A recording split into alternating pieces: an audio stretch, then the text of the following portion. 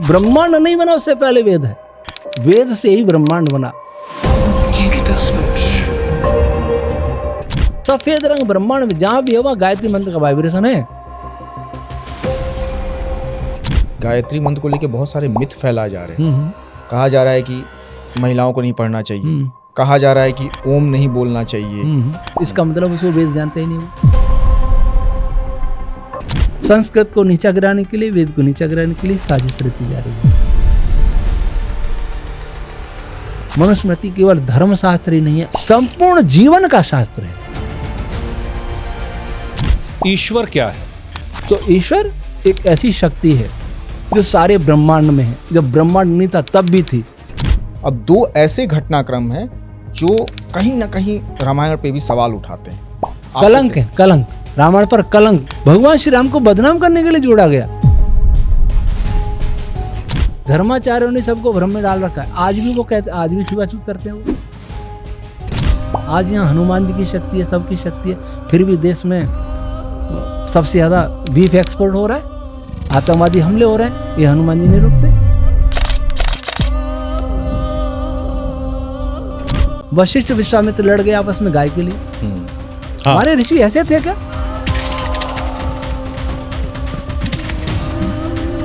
तो एकलव्य का द्रोणाचार्य जी ने अंगूठा कटवाया, ये झूठ। महारानी कुंती के कुमारी अवस्था में कर्ण पैदा हो गए, ये झूठ। द्रौपदी के 5 पति, ये झूठ, तीसरा झूठ। विदेशियों ने यहाँ आकर के संस्कृत पढ़ करके हमें घुल मिल करके हमारी शास्त्रों में मिलावट कर ली। तो मोदी जी ने भी कहा कि मैं काले को 10 साल में हटा देंगे, पर मुझे नहीं लगता हटा देंगे।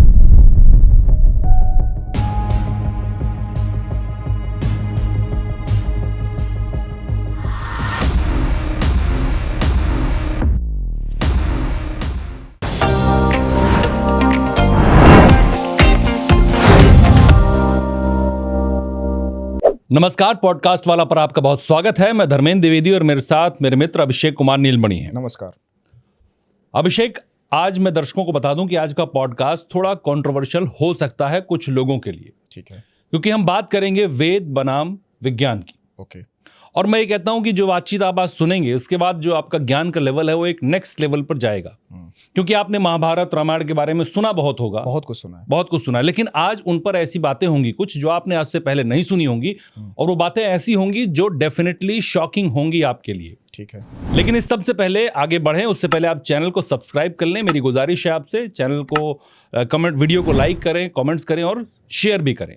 अभिषेक, आप ईश्वर को जानते हैं, मैं भी जानता हूँ, हमारे दर्शक भी जानते हैं, लेकिन नाम सुना है, इल्म बहुत कम है कि ईश्वर कौन है, कहाँ से है, वो डिवाइन पावर क्या है, वो शक्ति क्या है।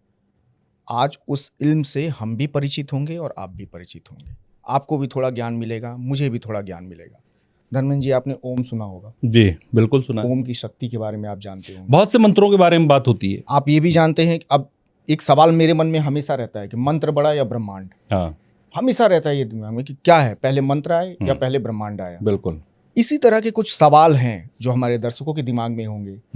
रामायण महाभारत आपने कही दिया, हाँ, हनुमान, सीता, प्रभु श्री राम, इनके बारे में भी लोग जानना चाहते हैं। क्या हनुमान में वो शक्ति है या नहीं है। इस तरह के कई सवाल हैं जो लोगों के दिमाग में, लोग मानते हैं, लोग पूछते हैं, लेकिन उन शक्तियों से अभी परिचित नहीं है। आज हम कोशिश करेंगे कि उन शक्तियों से आपको परिचय कराया जाए कि आखिर में क्यों हनुमान की पूजा की जाती है, क्यों हनुमान को कहा जाता है कि वो बहुत पावरफुल हैं, क्या ईश्वर हैं या ईश्वर नहीं है। तो बिना वक्त गवाए मैं आपसे अपने मेहमान का परिचय करवाता हूं। हमारे साथ हैं आचार्य अग्निव्रत जी। आपका स्वागत है अग्निव्रत। हाँ, धन्यवाद, आपका भी नमस्कार। अग्निव्रत जी वैदिक फिजिक्स के ज्ञाता हैं और उनके जीवन का एक उद्देश्य है कि भारत में जो लॉर्ड मैकाले की शिक्षा पद्धति चली आ रही है, अंग्रेजियत की बातें जो हो रही हैं, उसको दूर करके, उसको हटा करके, साफ करके भारत को विश्व गुरु बनाना और वैदिक जो ताकत है वेद की और बाकी चीजों की, उसको समझाना। जो अंग्रेजियत आपने बोला ना, अंग्रेज ऐसे बहुत सारे हैं जिनको इन्होंने चैलेंज किया है। अच्छा। कोरोना के टाइम में तो ऐसा चैलेंज किया कि इनको मारने के लिए हाँ, जहर तक दिया गया है। अंग्रेजों की मतलब बाहर से दिया गया, बाहर से दिया गया। वो आपको खुद ही बताएंगे, हो सकता है हमारी बातचीत में, हमारी चर्चा में वो कहानी भी आ जाए। हाँ, लेकिन बहुत बहुत स्वागत है आपका पॉडकास्ट वाला पे। आपका बहुत बहुत धन्यवाद। सबको नमस्ते। आचार्य जी, मेरा पहला सवाल यही जो मेरे दिमाग में आता है और बहुत से लोगों के दिमाग में आता है, ईश्वर क्या है, ईश्वर है कि नहीं है? कुछ लोग मानते हैं, कुछ लोग नहीं मानते हैं। कुछ लोग कहते हैं एक शक्ति है जिसको मानने से हमारा भला होता है या हमको अच्छा लगता है। तो और कोई ये भी कहा जाता है कि 36 करोड़ देवी देवता हैं। तो इतना सारा कंफ्यूजन क्यों फैला हुआ है इस चीज़ को लेकर के? कन्फ्यूजन इसलिए फैला हुआ है कि पहले हम ये नहीं सोच पाते कि ईश्वर करता क्या है। हाँ, कार्य को देख करके कारण का अनुमान होता है। अच्छा। स्टूडियो को देखा तो मुझे अनुमान हुआ है किसी ने तैयार किया है। इसके बारे में जितना जानूंगा उतना ही मुझे अनुभव होगा कि इसको बनाने वाला, इसका सेटअप करने वाला कोई बहुत बुद्धिमान व्यक्ति है।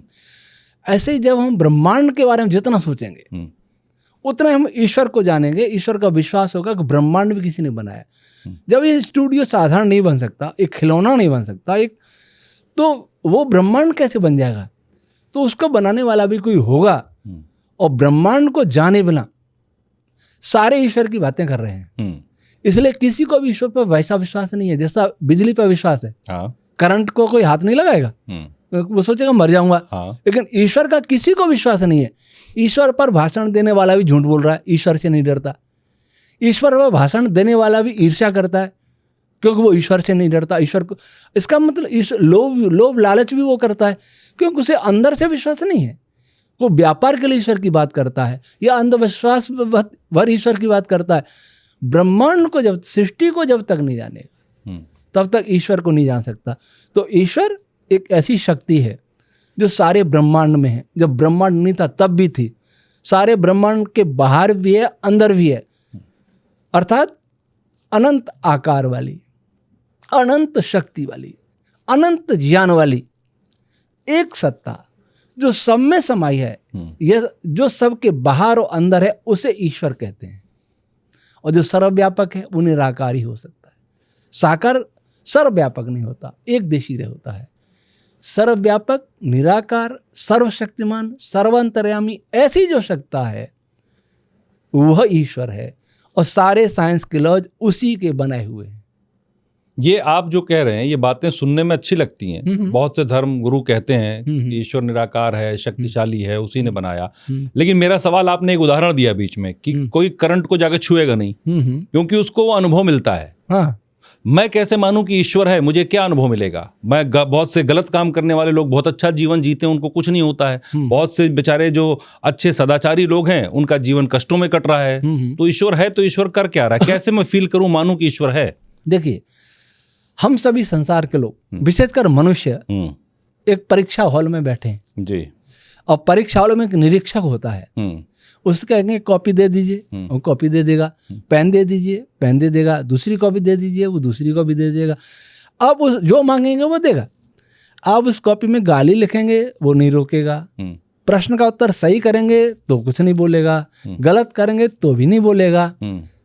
कब बोलेगा? जब उसके पास कॉपी जाएगी जांचने के लिए, तब बोलेगा इसका अंक 0, इसका अंक 100, ये बोलेगा।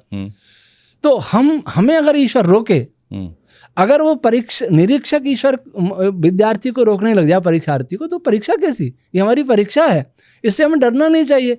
अगर एक आदमी आज सुखी है गलत काम करके भी, तो हमने ऐसा सोच लिया क्योंकि हम उसके इसी जीवन के कर्मों को जानते हैं। इससे पहले जन्म में क्या थे उसको तो हम नहीं जानते। ये हमारा जीवन तो बहुत छोटा सा पार्ट है। हम तो अनंत यात्रा के यात्री हैं। कहाँ कहाँ क्या क्या करते आए, क्या क्या पता उसने क्या क्या किया है जिसका वो आज फल भोग रहा है, और मैंने क्या क्या किया जिसका मैं भोग रहा हूँ। बहुत अच्छा कर रहा हूँ फिर भी कोई विष दे रहा है, तो ये मेरे कर्मों का फल हो सकता है। तो इसलिए किसी के सुख और दुख को देख करके अनुमान नहीं हो सकता। हमें फिर अनुमान कैसे होता है? कारण कार्य का नियम। जड़ जगत में भी साइंस भी मानेगा और धर्माचारी भी मानेंगे। कारण अभावात कार्य अभाव, महर्षि कणाद कहते हैं वैशेषिक दर्शन में। तो हमारा दुख है तो इसका कोई कारण है, वो कारण इस जन्म का हो या पिछले जन्म का हो। तो हमें कारण कार्य के सिद्धांत को सर्वत्र देखना चाहिए और देख करके अनुमान करना चाहिए कि है कोई शक्ति, और केवल सुख दुख देख के नहीं। सूर्य कैसे प्रकाश दे रहा है, इलेक्ट्रॉन क्यों घूम रहा है, कब से घूम रहा है, कैसे बना होगा, पौधों में पानी नीचे हुआ कैसे जा रहा है। आप जितना गहराई से जाएंगे ईश्वर का बोध होगा, और जहाँ गहराई भी वहाँ तक, अंतिम तक कि वहां से स्टार्ट हुआ तो ईश्वर का बोध होगा। जैसे एक बस जा रही है, बस जा रही है, ड्राइवर गाड़ी चला रहा है, खेतों में गाय चल रही है, गाय नहीं जानती किसको कोई चला रहा है, और कोई साधारण व्यक्ति जिसने कभी बस देखी नहीं चलती वो भी नहीं जान सकता। लेकिन बुद्धिमान देखेगा कि वो एक सवारी सब बैठी है, एक आगे बैठा है, वो हलचल कर रहा है, कभी इधर घुमाता कि कुछ इधर घुमा रहा है, वो चला रहा है। जितनी बुद्धि से, जितने विचार पूर्वक उसने गाड़ी के बारे में विचार किया, वैसे सृष्टि के बारे में विचार करेंगे तो ईश्वर का साक्षात अनुभव होगा। आप मुझे बस एक सवाल का जवाब दीजिए, क्या ईश्वर 36 करोड़ देवी देवता हैं इस धरा पे? देखिए 36 कोटि शब्द था, कोटि से करोड़ ले लिया, और देवी देवता ये जड़ वस्तु, और देव किसको कहते हैं? जिसमें अपना प्रकाश है, जिसमें आकर्षण बल है, जिसकी कामना करने योग्य है, जो सबको नियंत्रित करने वाला, उसको दिव क्रीड़ा बिजगीषा संस्कृत में धातु है, उससे देव शब्द बनता है, और देवी शब्द भी उससे बनता है। सूर्य भी देव है, पृथ्वी भी देव है, अग्नि भी देव है, जल भी देव है, 12 महीने मास रश्मियाँ ये भी देव है। तो ये देव थे शतपथ ब्राह्मण में, 33 कोटि मतलब 33 प्रकार के। पृथ्वी ये थोड़ी है, बहुत सारी पृथ्वियाँ हैं। सूर्य ये नहीं है, बहुत सारे सूर्य हैं। तो ये प्रकार बताए थे 33, उनको शतपथ ब्राह्मण में महर्षि याज्ञवल्क्य, शतपथ ब्राह्मण महर्षि याज्ञवल्क्य का। क्या है ये यजुर्वेद का ब्राह्मण है। अच्छा, पहले प्राचीन काल में वेदों को वेदों से ही समझा जाता था। इतनी अपन प्रज्ञा थी यहाँ के मनुष्यों में, धरती के मनुष्यों में, को वेद से वेद को सीधा समझ लेते थे। न कोई व्याकरण था, कोई निरुक्त था, न कोई अनुपनिषद थे, न दर्शन थे, न ब्राह्मण ग्रंथ थे। फिर सत्वगुण कुछ कम हुआ तो ऋषियों ने वेदों को समझाने के लिए उनके व्याख्या ग्रंथ लिखे। उन व्याख्या ग्रंथों को कहा जाता है ब्राह्मण ग्रंथ। अच्छा, ब्राह्मण ग्रंथ का मतलब ब्रह्म की व्याख्या करने वाला, ब्रह्म की व्याख्या करने वाला ग्रंथ ही ब्राह्मण कहलाता है। ब्रह्म की व्याख्या करने वाला व्यक्ति भी ब्राह्मण कहलाता है। किसने व्याख्या की इसकी? ये यजुर्वेद की व्याख्या महर्षि याज्ञवल्क्य की। वैसे व्याख्या पहले से चली आ रही थी, लिपिबद्ध जो हुआ वो सबसे पहले ऐत्रेय ब्राह्मण, महर्षि ऐत्रेय महिदास जी ने ब्राह्मण व्याख्या की ऋग्वेद की, और पहले जो सुनी आ रही थी उस सब को लिपिबद्ध किया, उसका नाम है ऐत्रेय ब्राह्मण। ठीक है। ऐसे यजुर्वेद की जो व्याख्या चली आ रही थी उनको लिपिबद्ध किया, उनका नाम है महर्षि याज्ञवल्क्य। ठीक है। उन्होंने 33 कोटि बताए, जो सृष्टि के पदार्थों का नाम है। देव सृष्टि के पदार्थों का। फिर ये 36 करोड़ कहाँ से, 33 करोड़ कोटि के करोड़ मान लिए। किसने मान लिया? अब मध्यकाल में चले आए, मान्यता गलत होगी। कोटि का अर्थ करोड़ भी तो होता है। एक शब्द के 2 अर्थ होते हैं। कोटि का अर्थ प्रकार भी होता है, प्रकार करोड़ ले लिया। आचार्य जी बहुत सारे नाम तो है ना? हाँ। जो नाम आप भी जानते हैं, जो नाम हम भी जानते हैं, जो नाम हमारे व्यूअर्स भी जानते हैं। बोलिए। राम, सीता, लक्ष्मण, भरत, शत्रुघ्न, देखिए हनुमान, शिव, ब्रह्मा, विष्णु, महेश, क्या बहुत सारे हैं। हाँ, मैं बता रहा हूँ, ईश्वर के भी बहुत सारे नाम हैं। एक नाम होते हैं, ये ईश्वर है या नहीं है? सुनिए, एक नाम होता है गुणवाची, और एक नाम होता है उसका मुख्य नाम, निज नाम। जैसे आपका नाम है अभिषेक, अभिषेक जी नाम है, और आपके पुत्र आपको अभिषेक नहीं कहेगा, आपको पिताजी कहेगा। बिल्कुल। आपके पिताजी आपको बेटे कहेंगे। बिल्कुल। आपके सालाजी आपको जीजाजी कहेंगे। बिल्कुल। जीजाजी आपको सालाजी कहेंगे, पत्नी आपको पति कहेंगे। क्योंकि आप कई काम करते हैं, इसलिए। यहाँ कोई सर कहता होगा, तो कई काम करने से आपके कई नाम पड़ गए, ये है गुणवाची नाम। लेकिन निज नाम क्या? अभिषेक। आप कोई आपका पुत्र भी डाक भेजेगा तो लिफाफे पे लिखा श्री अभिषेक जी, अंदर लिखेगा पूज्य पिताजी। तो वैसे ईश्वर का निज नाम तो ओम है। ओम है, ओम।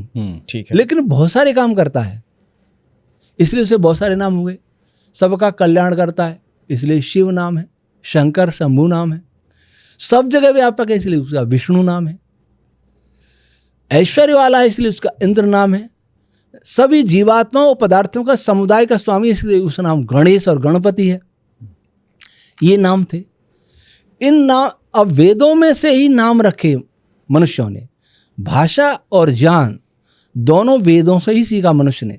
मनुष्यों ने नाम रखा ये वेदों में नाम थे परमात्मा के। अच्छा। तो मनुष्यों ने उनका वो वेदों से अपना नाम रख लिया। जैसे आपने रामायण में कोई रामायण पढ़ करके या सुन करके अपना नाम, बेटे का नाम राम रख ली। तो वैसे एक महापुरुष उन्होंने अपना नाम शिव रखा। अच्छा। एक महापुरुष उन्होंने अपना ब्रह्मा रखा। एक महापुरुष उन्होंने नाम गणपति रखा। ऐसे नाम रख ली, इंद्र रखा।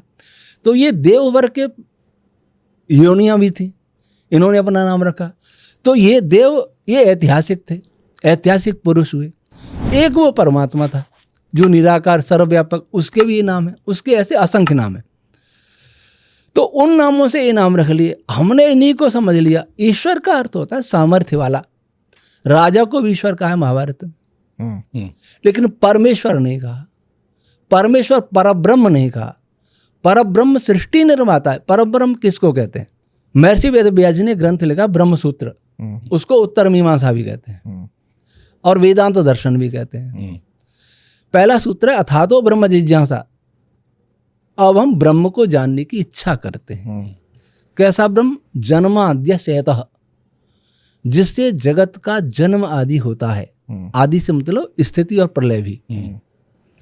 ये कहा महर्षि वेदव्यास जी महाराज ने।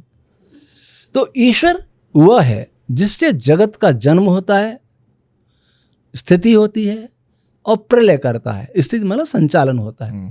ऐसा ईश्वर वो तो है परब्रह्म।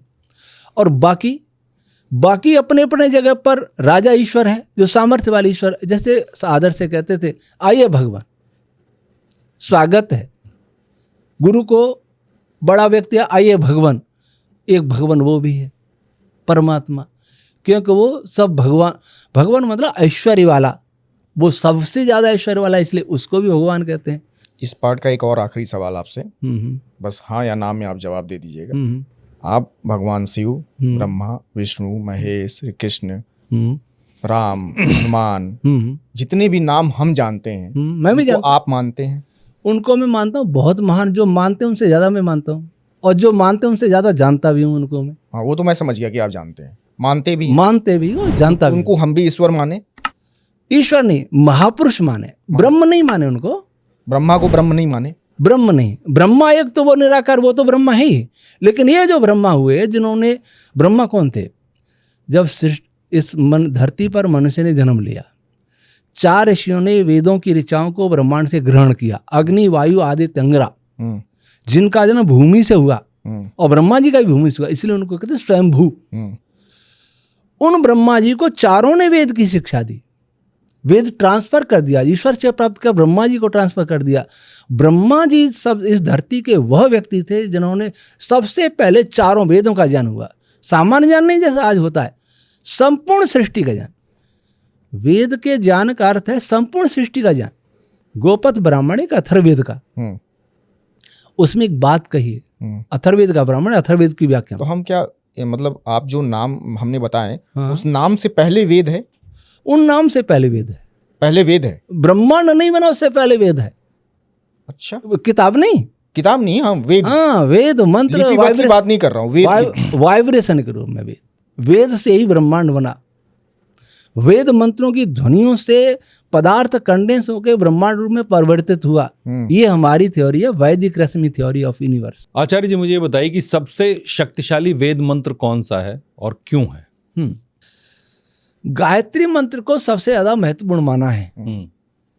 मनुस्मृति में भगवान मनु ने भी गायत्री मंत्र की महिमा कही, वो भी भूर्भुवः स्वः के साथ।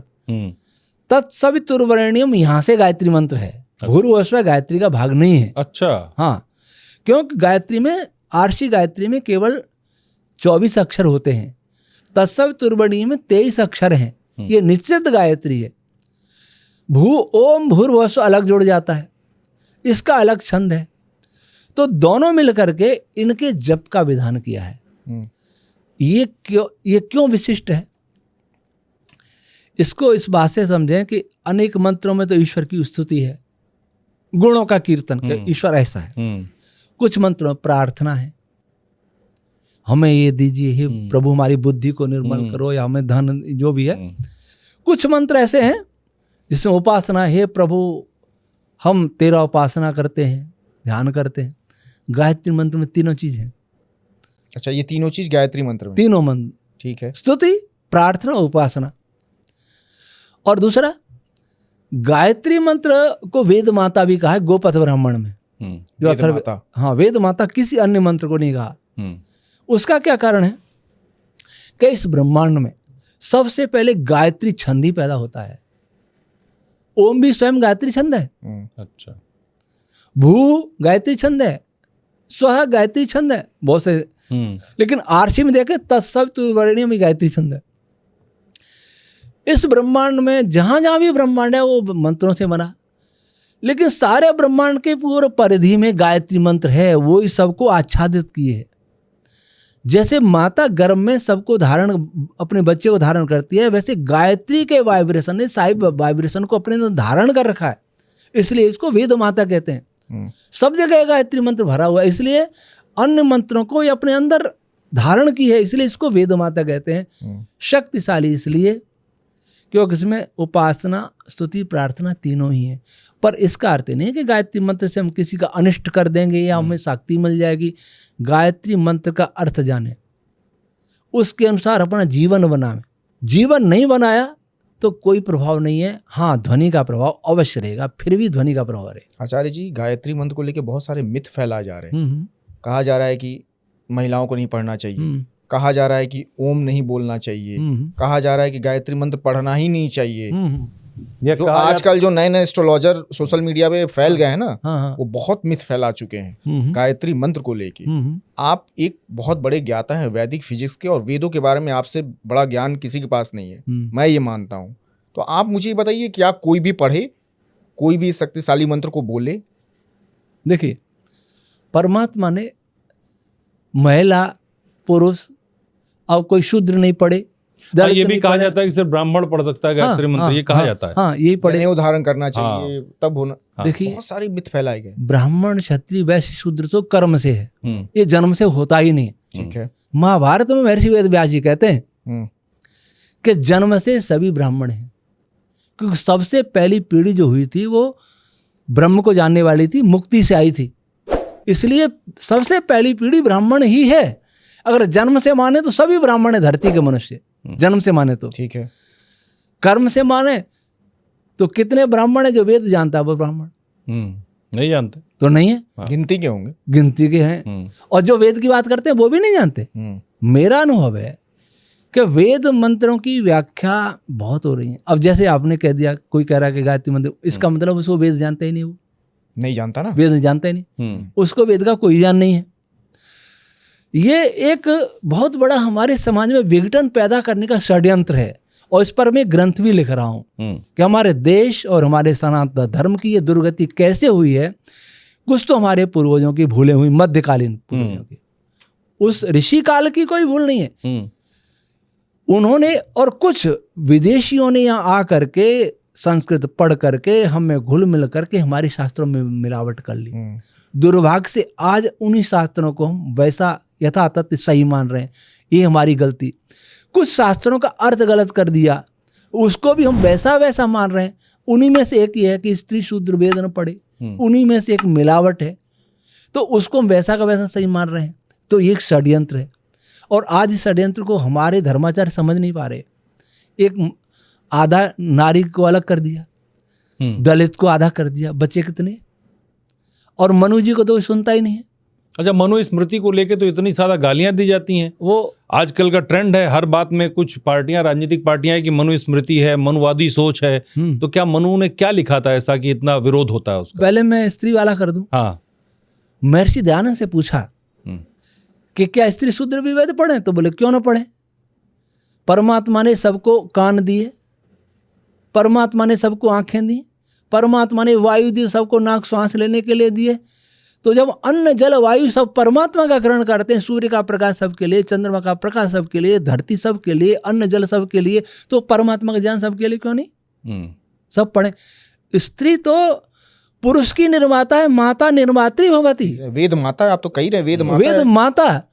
तो उस माता को अधिकार नहीं तो बच्चा कैसे पढ़ेगा? हमारे यहाँ तो शास्त्र कहते हैं कि पहला गुरु माँ है। हाँ, कहते हैं माँ ही अज्ञानी रहेगी तो बच्चे को कैसे बनाएगी? आज अगर कौशल्या देवी विदुषी नहीं होती तो श्री राम पैदा नहीं होते। अगर जीजाबाई ऐसी नहीं होती तो शिवाजी पैदा नहीं होते। हाँ। अगर रुक्मिणी जी नहीं होती तो प्रद्युम्न जैसा योद्धा पैदा नहीं होते। देवकी जैसे नहीं होते तो कृष्ण भगवान जैसे नहीं होते। माता हमारी निर्माता है, उसको हम आदर से देखें। और आपको याद होगा कि गार्गी ने शास्त्रार्थ किया था ऋषियों से। हाँ।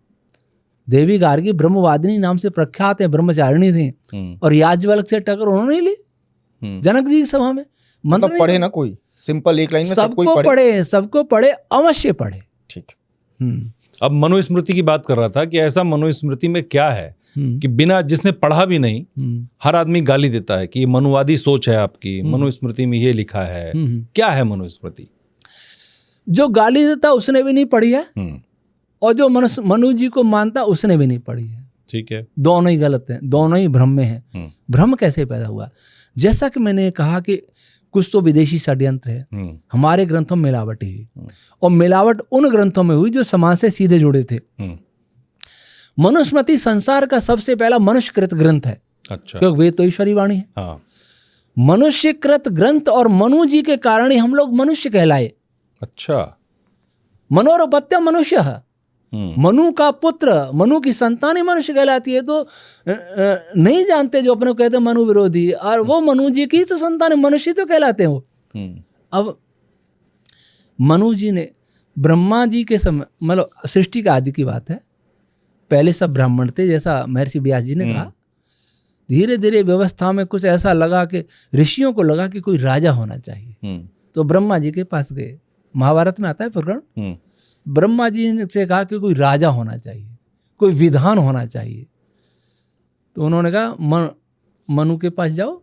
मनु जी को उन्होंने आदेश दिया, और मनु जी के पास वो जाते हैं कि आप सबसे बड़े ज्ञानी हैं, आप हमें धर्म का उपदेश दीजिए। तब उन उपदेश के लिए राजा भी बने। मनु संसार के सबसे पहला राजा थे, और तब उन्होंने मनुस्मृति की रचना की। मनुस्मृति केवल धर्मशास्त्र ही नहीं है, वो संपूर्ण जीवन का शास्त्र है। अच्छा। अब जीवन का शास्त्र जीवन को प्रभावित करता है। जिस शास्त्र के अनुसार भगवान राम चले, महाराजा हरिश्चंद्र हुए, महाराजा इक्ष्वाकु हुए, जितने भी राजा हुए, जितने ऋषि मुनि है, उस वेदों, क्योंकि मनुस्मृति सीधी वेद से जुड़ी है, तो उसके आधार पर चलते रहे। उसके आधार पर धरती का समाज चला, राज परिवार, राज व्यवस्था चली, न्याय व्यवस्था सब चला। उसको बिगाड़ें तो पूरा समाज बिगड़ेगा। इसलिए उसमें मिलावट की। अच्छा। आधी से ज्यादा मिलावट है। किसने की? अब ये तो शोध का विषय, लेकिन मिलावट करने वाला कोई भारत का हितैषी नहीं हो सकता, न सनातन धर्म का हितैषी हो सकता। आप किसी को घर बर्बाद करना चाहें, उसके घर में कुछ किसी को ऐसा कर दो, कुछ बैला फुसला दो, वैसे उसमें मिलावट कैसी कर दी। एक गलती शूद्र करे, चोरी कर ले तो उसको दंड दो, और कोई बड़ा अपराध कर ले उसको जिंदा जला दो। और वही गलती, वही अपराध ब्राह्मण करे तो उसको देश से बाहर निकाल दे, उसका धन संपत्ति के साथ, ताकि वो आराम से जी सके। ये दो तरह की बात हुई। बिल्कुल। वेद मंत्र कोई सुन ले तो उसके कान में शीशा डाल दो। अगर कोई शूद्र सुन ले तो, शूद्र सुन ले, हाँ, और याद कर ले तो गला काट लो। अब दूसरी जगह ये जोड़ा गया। मनुज ने क्या कहा? मनुज ने तो कहा कि ब्राह्मण अगर शूद्र के कर्म और योग्यता वाला हो तो शूद्र हो जाए। अच्छा। शूद्रो ब्राह्मणता मयति ब्राह्मण शैत्य शूद्रता। ब्राह्मण शूद्र के कर्म और योग्यता वाला हो तो शूद्र हो जाए, और शूद्र ब्राह्मण के कर्म और योग्यता वाला हो ब्राह्मण हो जाए। तो मनु जी तो ये कहते हैं, और फिर मनु जी ये भी कहते हैं ब्राह्मण कौन है? वेद पढ़ना पढ़ाना, दान देना दान लेना, यज्ञ करना कराना 6 मुख्य कर्म है। क्षत्रिय के वेद पढ़ना, ब्राह्मण क्षत्रिय वैश्य तीनों के वेद पढ़ना अनिवार्य है। अच्छा। शूद्र किसको कहेंगे? जो इनको पढ़ न सके। हर व्यक्ति आईएएस नहीं बन सकता ना, जो नहीं रहेगा फिर सामान्य चपरासी बन जाएगा। चपरासी शूद्र है, श्रमिक शूद्र है। श्रमिक अछूत नहीं है, श्रमिक हमारा प्यारा है, शूद्र है। एक हमारा चतुर्श्रेणी कर्मचारी है, अछूत कैसे हो गया? तो चतुर्श्रेणी कर्मचारी। अब मनु जी क्या कहते हैं? अब दंड व्यवस्था देखिए, जोड़ने वाले ने लिखा कि एक अपराध पर शूद्र को तो जिंदा जला दो, और ब्राह्मण को देश निकाला कर, देश निकाला उसके धन संपत्ति के साथ में, ताकि आराम से रह सके। अब दिल्ली से निकाल दो, मुंबई में आराम से रह सको, ये सेट कर दो उनको। ये जोड़ा गया, ये जोड़ा गया। अब मनु जी क्या कहते हैं, 1 रुपए की शूद्र चोरी करे तो उसको 8 रुपया दंड दो, क्योंकि 1 देंगे तो वापस चोरी करेगा। क्या बिगड़ा, 1 रुपया चुरा लिया, पकड़ा गया तो वापस चला जाएगा, नहीं तो अपनी जेब में है ही। अगर 1 रुपये की चोरी वैश्य करे तो 16 रुपया दंड दो, क्योंकि वैश्य शूद्र से ज्यादा समझदार है, उसको जानकारी थी। शूद्र तो अनपढ़ है, अनपढ़ होता था वैसे, शूद्र अनपढ़ नहीं होता था, पढ़ा लिखा होता था। ज्ञानी बोल दो, ज्ञान की हाँ, कमी बस ज्ञान की कमी होती थी। वैश्य की अपेक्षा कम था, इसलिए वैश्य की वजह उसको आधा दंड, वैश्य को 2 गुना हो गया, 16 रुपया दंड। अगर क्षत्रिय 1 रुपये की चोरी करे तो 32 रुपया दंड दीजिए, वो तो रक्षक है, रक्षक चोरी करेगा। और ब्राह्मण 1 रुपये चोरी करे तो 64 रुपया दंड। सबको उपदेश करता है, शिक्षा देता है, झूठ नहीं बोलना, चोरी नहीं करना, वेद पढ़ो, और वो चोरी कर रहा है, 64 रुपया दंड।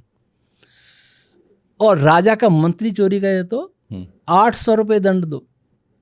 800 रुपये, 800 रुपये। ये मनुस्मृति में, मनुस्मृति में है, पढ़ता नहीं कोई, ये कोई जानता ही नहीं, कोई बात ही नहीं करता है। और राजा चोरी कर ले तो 1000 रुपये दंड।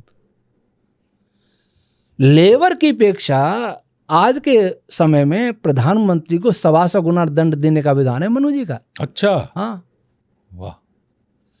तो मनु जी शूद्र के हितैषी है कि बताइए। और आज की स्थिति ये है कि अगर एक शूद्र अगर कोई गलती करे तो उसको सीधे जेल डाल दो, और वही गलती अगर कोई बड़ा आदमी करे उसके ऊपर केस चलता है, वो चलता है, बेल पे रहता है, वो मर भी जाता है और केस चलता रहता है, बेल पे रह के चुनाव लड़ता है, जीत जाता है। वो शूद्र नहीं, कोई गरीब निर्धन आदमी है जिसके पास समाज में ताकत नहीं है, वो दंड झेल रहा है। पैसे से ही जोड़ा, आचार्य जी ने भी उसको पैसे से ही जोड़ा शूद्र। उन्होंने जाति वर्ण से नहीं जोड़ा है, धर्म से नहीं जोड़ा। और आज घोटाले इतने बड़े बड़े करके लोग घूम रहे हैं, उनके ऊपर कौन चुनाव लड़ रहे हैं, मंत्री बन रहे हैं। तो बताओ मनु जी का विधान ठीक था क्या? आज का विधान ठीक है? मनु जी का है, लेकिन मनु जी को तो राजनीति में मनु जी घसीटा जाता है कि ये मनुवादी सोच है इनकी। और दूसरी बात, मनु जी का क्या था, हर बच्चा किसी का भी हो, अंबानी परिवार का हो, अडानी परिवार का हो, मोदी जी के परिवार का हो, या फुटपाथ पर भिखारी हो, एक ही विद्यालय में पढ़ेगा, गुरुकुल में एक विद्यालय में।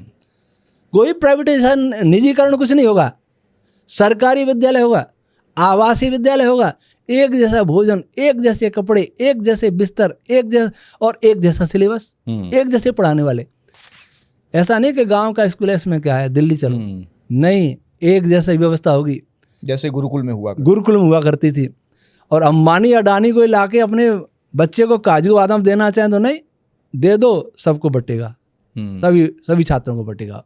तो बताइए भेद कहाँ रह गए? आजकल तो 5 स्टार स्कूल है, बच्चों के जो बड़े लोग हैं उनके लिए स्कूल भी 5 स्टार हो गए। तो मनु जी की व्यवस्था ठीक है? आज की व्यवस्था, मनु जी की व्यवस्था जो आप बता रहे हैं उसके मुताबिक तो उससे अच्छी व्यवस्था हो नहीं सकती। कोई अनपढ़ रह नहीं सकता। अच्छा, बच्चे, माँ बाप के पास किसका खर्च होता है? बच्चों का होता है। हाँ, बिल्कुल। पढ़ाने का, चिकित्सा का, भोजन का, कपड़ों का, ये सारा सरकार देगी। जब तक वो पढ़ेगा तो उनका खर्च मिटा, बाहर से गरीबी मिटी, अशिक्षा मिटी, जाति भेद मिटा, और सब योग्यता अनुसार फिर काम पाएंगे। आरक्षण कोई नहीं मांगेगा। क्यों चाहिए आरक्षण?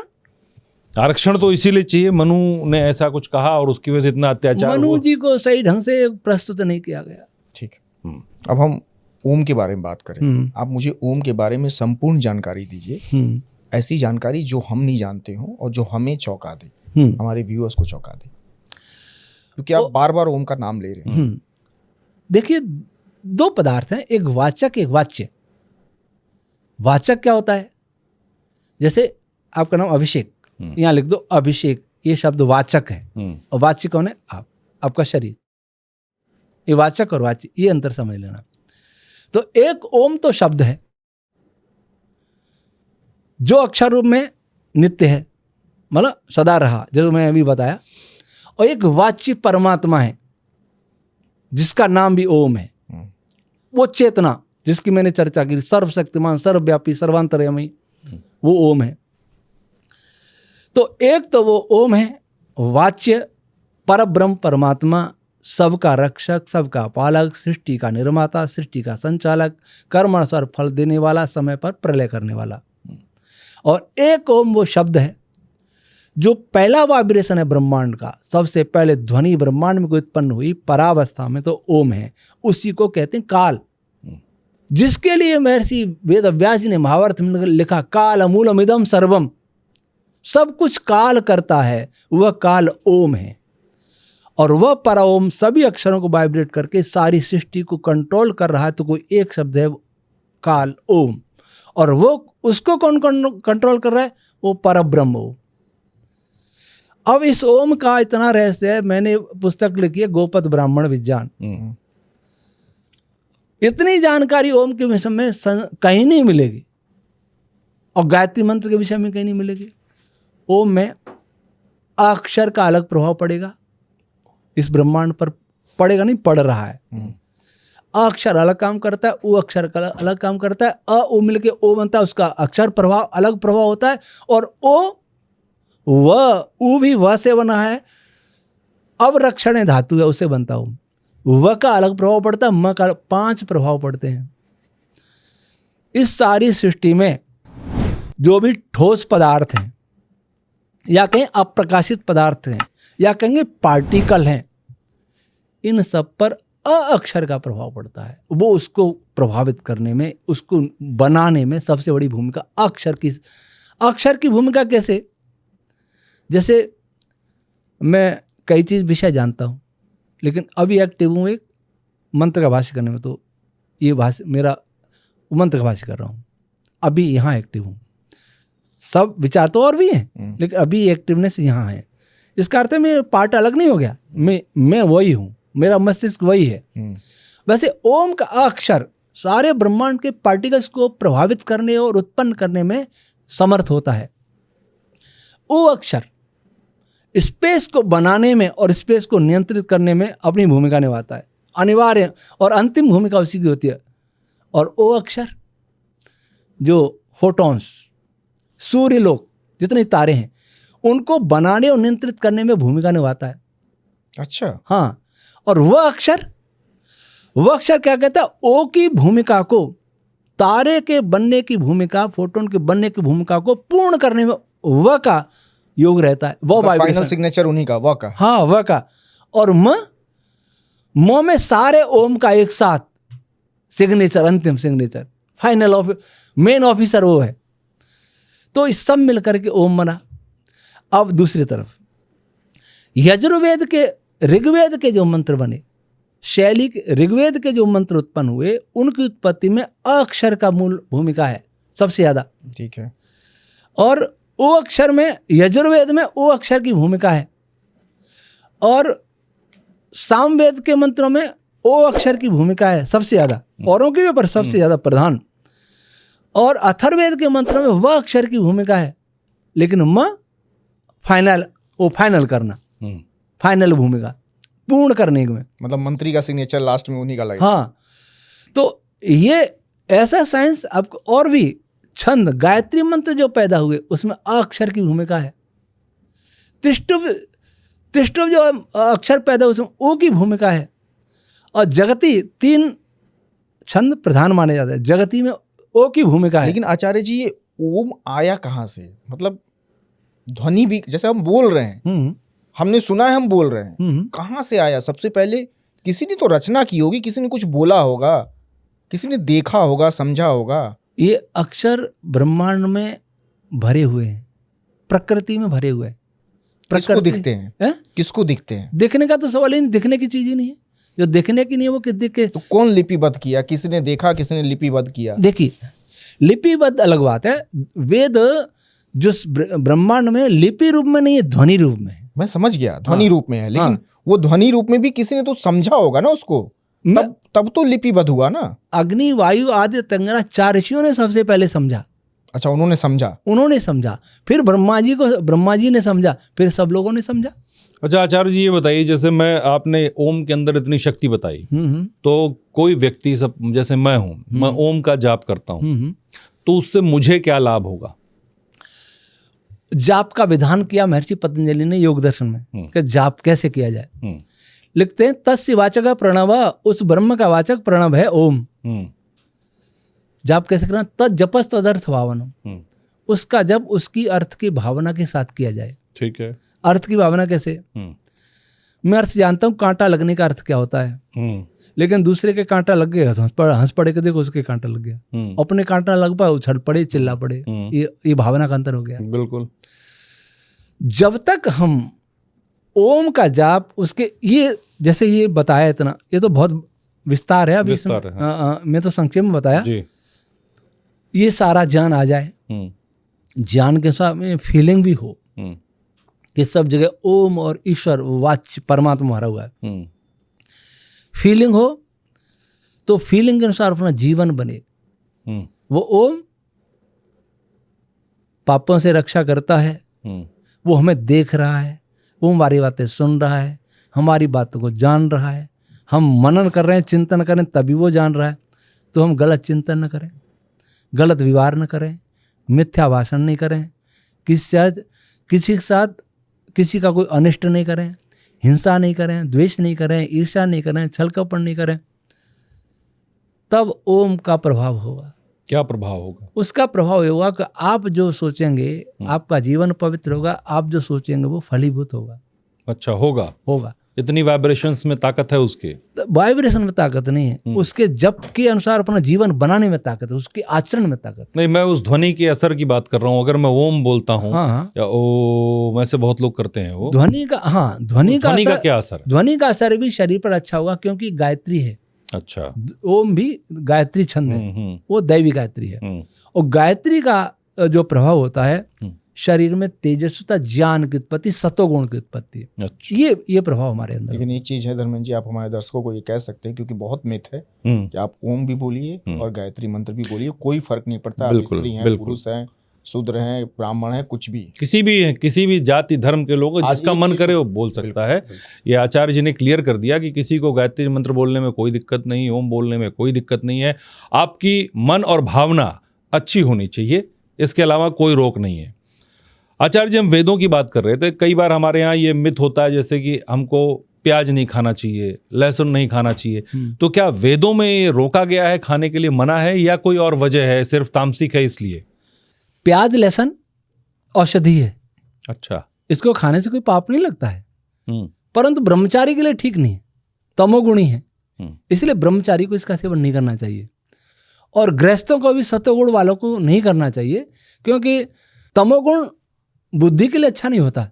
लेकिन अगर आयुर्वेद वैद्य ने कहा है कि आपको ये प्याज खाना लू लग गई है, तो ऐसा नहीं पाप लग जाए, ऐसा कुछ नहीं है। अच्छा। लहसुन खा लीजिए, आपको कफ हो गया है, लहसुन भून के शहद में खा लीजिए, तो पाप नहीं लग जाएगा, इनको खाना पाप नहीं है। अच्छा। लेकिन क्योंकि उत्तेजक हैं, इसलिए ब्रह्मचारी के हिसाब से ठीक नहीं है। और गृहस्थों को भी संयमित जीवन जीना चाहिए, इसलिए उनके लिए भी ठीक नहीं है। लेकिन औषधि रूप में खाई जा सकती है, औषधि या भोजन नहीं। वेद में कोई मनाही नहीं है? नहीं, वेद में तो इसकी बात नहीं है, आयुर्वेद की बात है। अच्छा। आयुर्वेद में उनके गुण है, लेकिन आयुर्वेद तो वेद का ही पार्ट। हाँ, वेद का ही पार्ट। अब हम रामायण पे आते हैं। रामायण के 2 घटनाक्रम, आप इसको समझाइएगा, क्या सही था या गलत था? एक, तो धोबी के कहने पे श्री राम जी ने सीता मैया को भेज दिया। दूसरा, शंबुक का वध जो है वो तब किया गया जब वो तपस्या कर रहा था।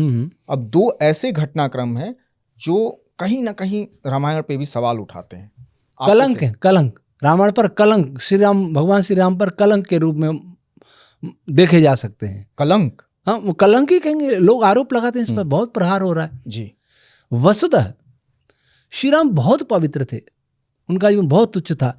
ये दोनों ही घटना उत्तरकांड की हैं। लेकिन रामायण में उत्तरकांड महर्षि वाल्मीकि की रचना ही नहीं है, अच्छा। बाद में जोड़ा गया। देखिए, कोई भी ग्रंथ का जो महिमा होती है ना, महात्म्य, या तो पूर्व में होता है या अंत में होता है। पर ये घटनाक्रम तो हुआ ना? नहीं हुआ, ये घटनाक्रम ही नहीं हुआ, ये जोड़ा गया, भगवान श्री राम को बदनाम करने के लिए जोड़ा गया। मतलब ऐसा रामायण में कुछ हुआ ही नहीं। जो श्री राम माता शिवरी को माता कहते हैं, उसके आतिथ्य सत्कार, उसका आतिथ्य ग्रहण करते हैं, वो श्री राम शंभु को क्यों मारेंगे? शबरी माता भी तो साधना करती थी, तपस्विनी थी, बहुत बड़ी तपस्विनी थी, सिद्धियां प्राप्त थी, तो शंभु को क्यों अधिकार नहीं था, शबरी को क्यों अधिकार था? माता शबरी का सम्मान करके माता कह रहे हैं और शंभु का गला काट रहे हैं, ये समझ में आता है क्या? और जिस श्री राम के लिए देवर्षि नारद ने कहा, जो सबसे पहले महर्षि वाल्मीकि ने लिखा है कि जीव से सब, मतलब सब लोगों के, सब प्राणियों के रक्षक हैं, तो शंभू को कैसे मारे, ये सारी जोड़ी हुई। और किसी के कहने से न्यायालय अपने निर्णय बदलता है क्या? नहीं, न्यायालय निर्णय लेता है विवेक से, बुद्धि से, वेद के, मनु जी के संविधान से उनका निर्णय हुआ करते थे। धोबी के कहने से कह दिया। अच्छा, ये दोनों ही घटनाएं उन लोगों ने जोड़ी हैं जो उस समय नारी और शूद्र वर्ग को हेय दृष्टि से देखते थे। उत्तरकांड की मध्यकाल में हुआ है। मतलब मध्यकाल में आप बता सकते हैं कि किसने जोड़ा होगा? नहीं, ये बता देते तो लोग हटाई देते इसको। चालाकी से, चोरी तो चालाकी से करेगा। मतलब लेकिन शॉकिंग है कि महर्षि वाल्मीकि ने ये नहीं लिखा। महर्षि वाल्मीकि तो श्री राम को क्या कह रहे हैं कि सब लोगों का रक्षक, सब जीवों के रक्षक, सबसे समान आर्य सर्व समयशैव। लेकिन आप ये बताइए कि मध्यकाल में तो तुलसीदास जी ने रामचरितमानस लिखी। हाँ, तो क्या उसमें जोड़ा गया उस समय? नहीं, तुलसीदास जी के समय तो प्रचलन में आ चुकी थी ये बातें। तो इससे पहले क्या विदेशी आक्रमणकारियों ने जोड़ा इसको? आक्रमणकारी नहीं, विदेशी व्यापारी भी आते थे।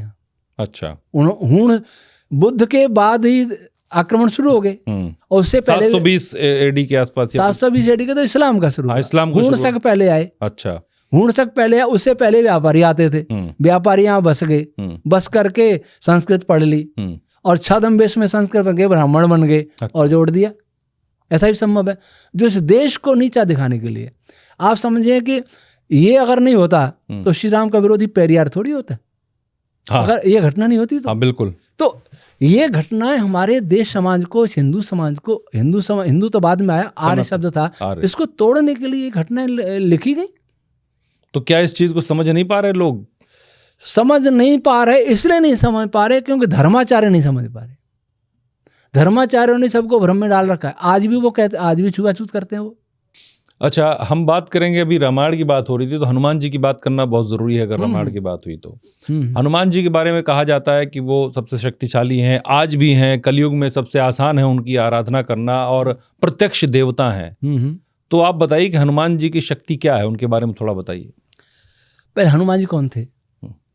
महर्षि वाल्मीकि के शब्दों में, जब हनुमान जी ब्राह्मण का वेश धारण करके ऋषिमुख पर्वत से श्री राम से मिलने आए, सुग्रीव ने भेजा। उन्होंने सोचा बाली के भेजे हुए कोई हैं।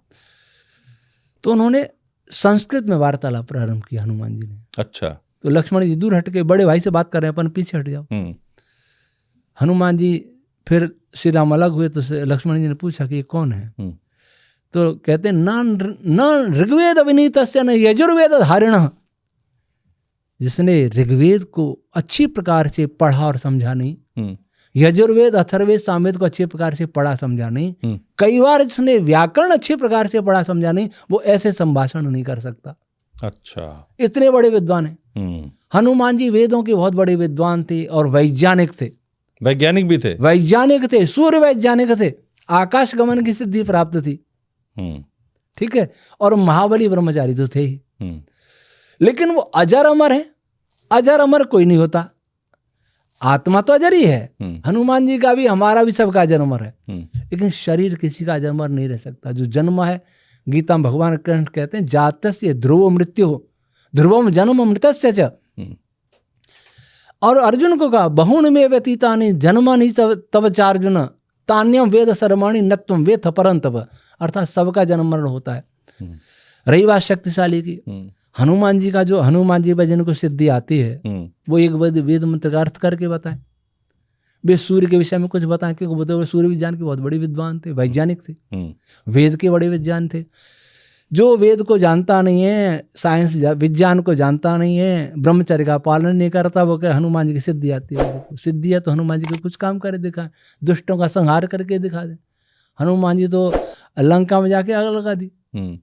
कितना निर्भीक देखिए कि लंका में जाकर के इतना सारा काम करना और दरबार में जाकर के हंगामा खड़ा कर देना, क्रांति मचा देना कि मैं खुद ही मार सकता हूँ तेरे को, लेकिन श्री राम को श्रेय मिलना चाहिए।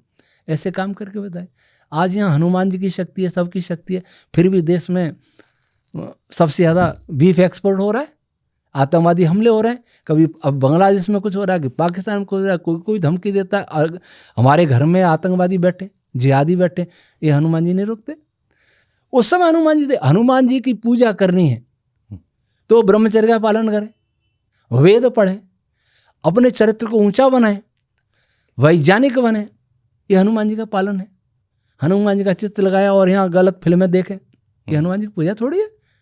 महापुरुषों से हम जीवन सीखें, महापुरुष कैसे जीते थे वैसे हम जीना सीखें, ये उनकी पूजा है। ये हनुमान चालीसा जो पढ़ते हैं उसका कोई मतलब नहीं पढ़ने का?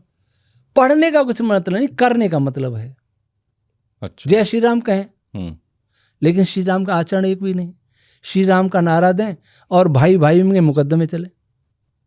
वहाँ भाई भाई लड़ रहे थे कि राज्य तुम्हारा तुम्हारा, और यहाँ ये मेरा कि मेरा, इसके लिए लड़ाई लड़ें और रामचरितमानस का पाठ करें। क्या लाभ है उससे? चरित्र की पूजा मतलब आप ये कह रहे हैं कि कर्म भी सही रखो। कर्म ही सही रखना है, कर्म का ही फल मिलेगा। हनुमान जी का बढ़िया चित्र बनाइए, गदाधारी बड़ी अच्छी मांसपेशियां, पूछ मत बनाइए। बंदर नहीं थे, वेद बंदर नहीं पढ़ता। आर्य का उनको आर्य, तो जटायु आर्य थे, सीता जी उनको आर्य कह रही हैं। जटायु दशरथ जी के मित्र थे, पर हमने उनको पक्षी बना दिया। ये कहाँ से आ गया? हनुमान जी बंदर बना दिया या जटायु? वानर शब्द है उसमें। अच्छा, वानर शब्द एक वर्ग विशेष का नाम। अच्छा। वानर, ऋक्ष, नाग, असुर, देव, गंधर्व, किन्नर, आर्य, ये सब योनियां हैं। मनुष्य, आर्य नहीं, आर्य तो सभी थे। ये सब योनियां हैं। अच्छा। ये मनुष्यों, मतलब मनुष्यों के विभाग हैं। तो मनुष्य मतलब हनुमान जी वानर नहीं थे? वानर जाति, वानर वर्ग था मनुष्यों में। पूंछ नहीं थी? नहीं, पूंछ काय की? पूंछ, अच्छा, पूंछ वाला बंदर किस गिंदा में? रानियों का तो पूंछ नहीं होता ही कहीं। नहीं। तारा की पूंछ थी? नहीं नहीं नहीं। तो किससे विवाह किया? मानवीयों से विवाह किया बंदरों ने। सूर्य की परिक्रमा करने वाला हनुमान जी सूर्य पर जाया करते थे, सूर्य की परिक्रमा करते। उनका अद्भुत यंत्र था, उनके पास पादुका यंत्र था। इतना विज्ञान था उनका। सूर्य को निगल लिया था कहा जाता है। नहीं, जान से निगल लिया, सब कुछ जानकारी थी सूर्य के विषय में उनको। हमने सोचा उसको निगल लिया। ये भी उत्तरकांड की बात है। हाँ, अच्छा, ये भी उत्तरकांड की बात। और अच्छा, निगल लिया, उसकी कहानी भी किस प्रकार दी हुई इसमें।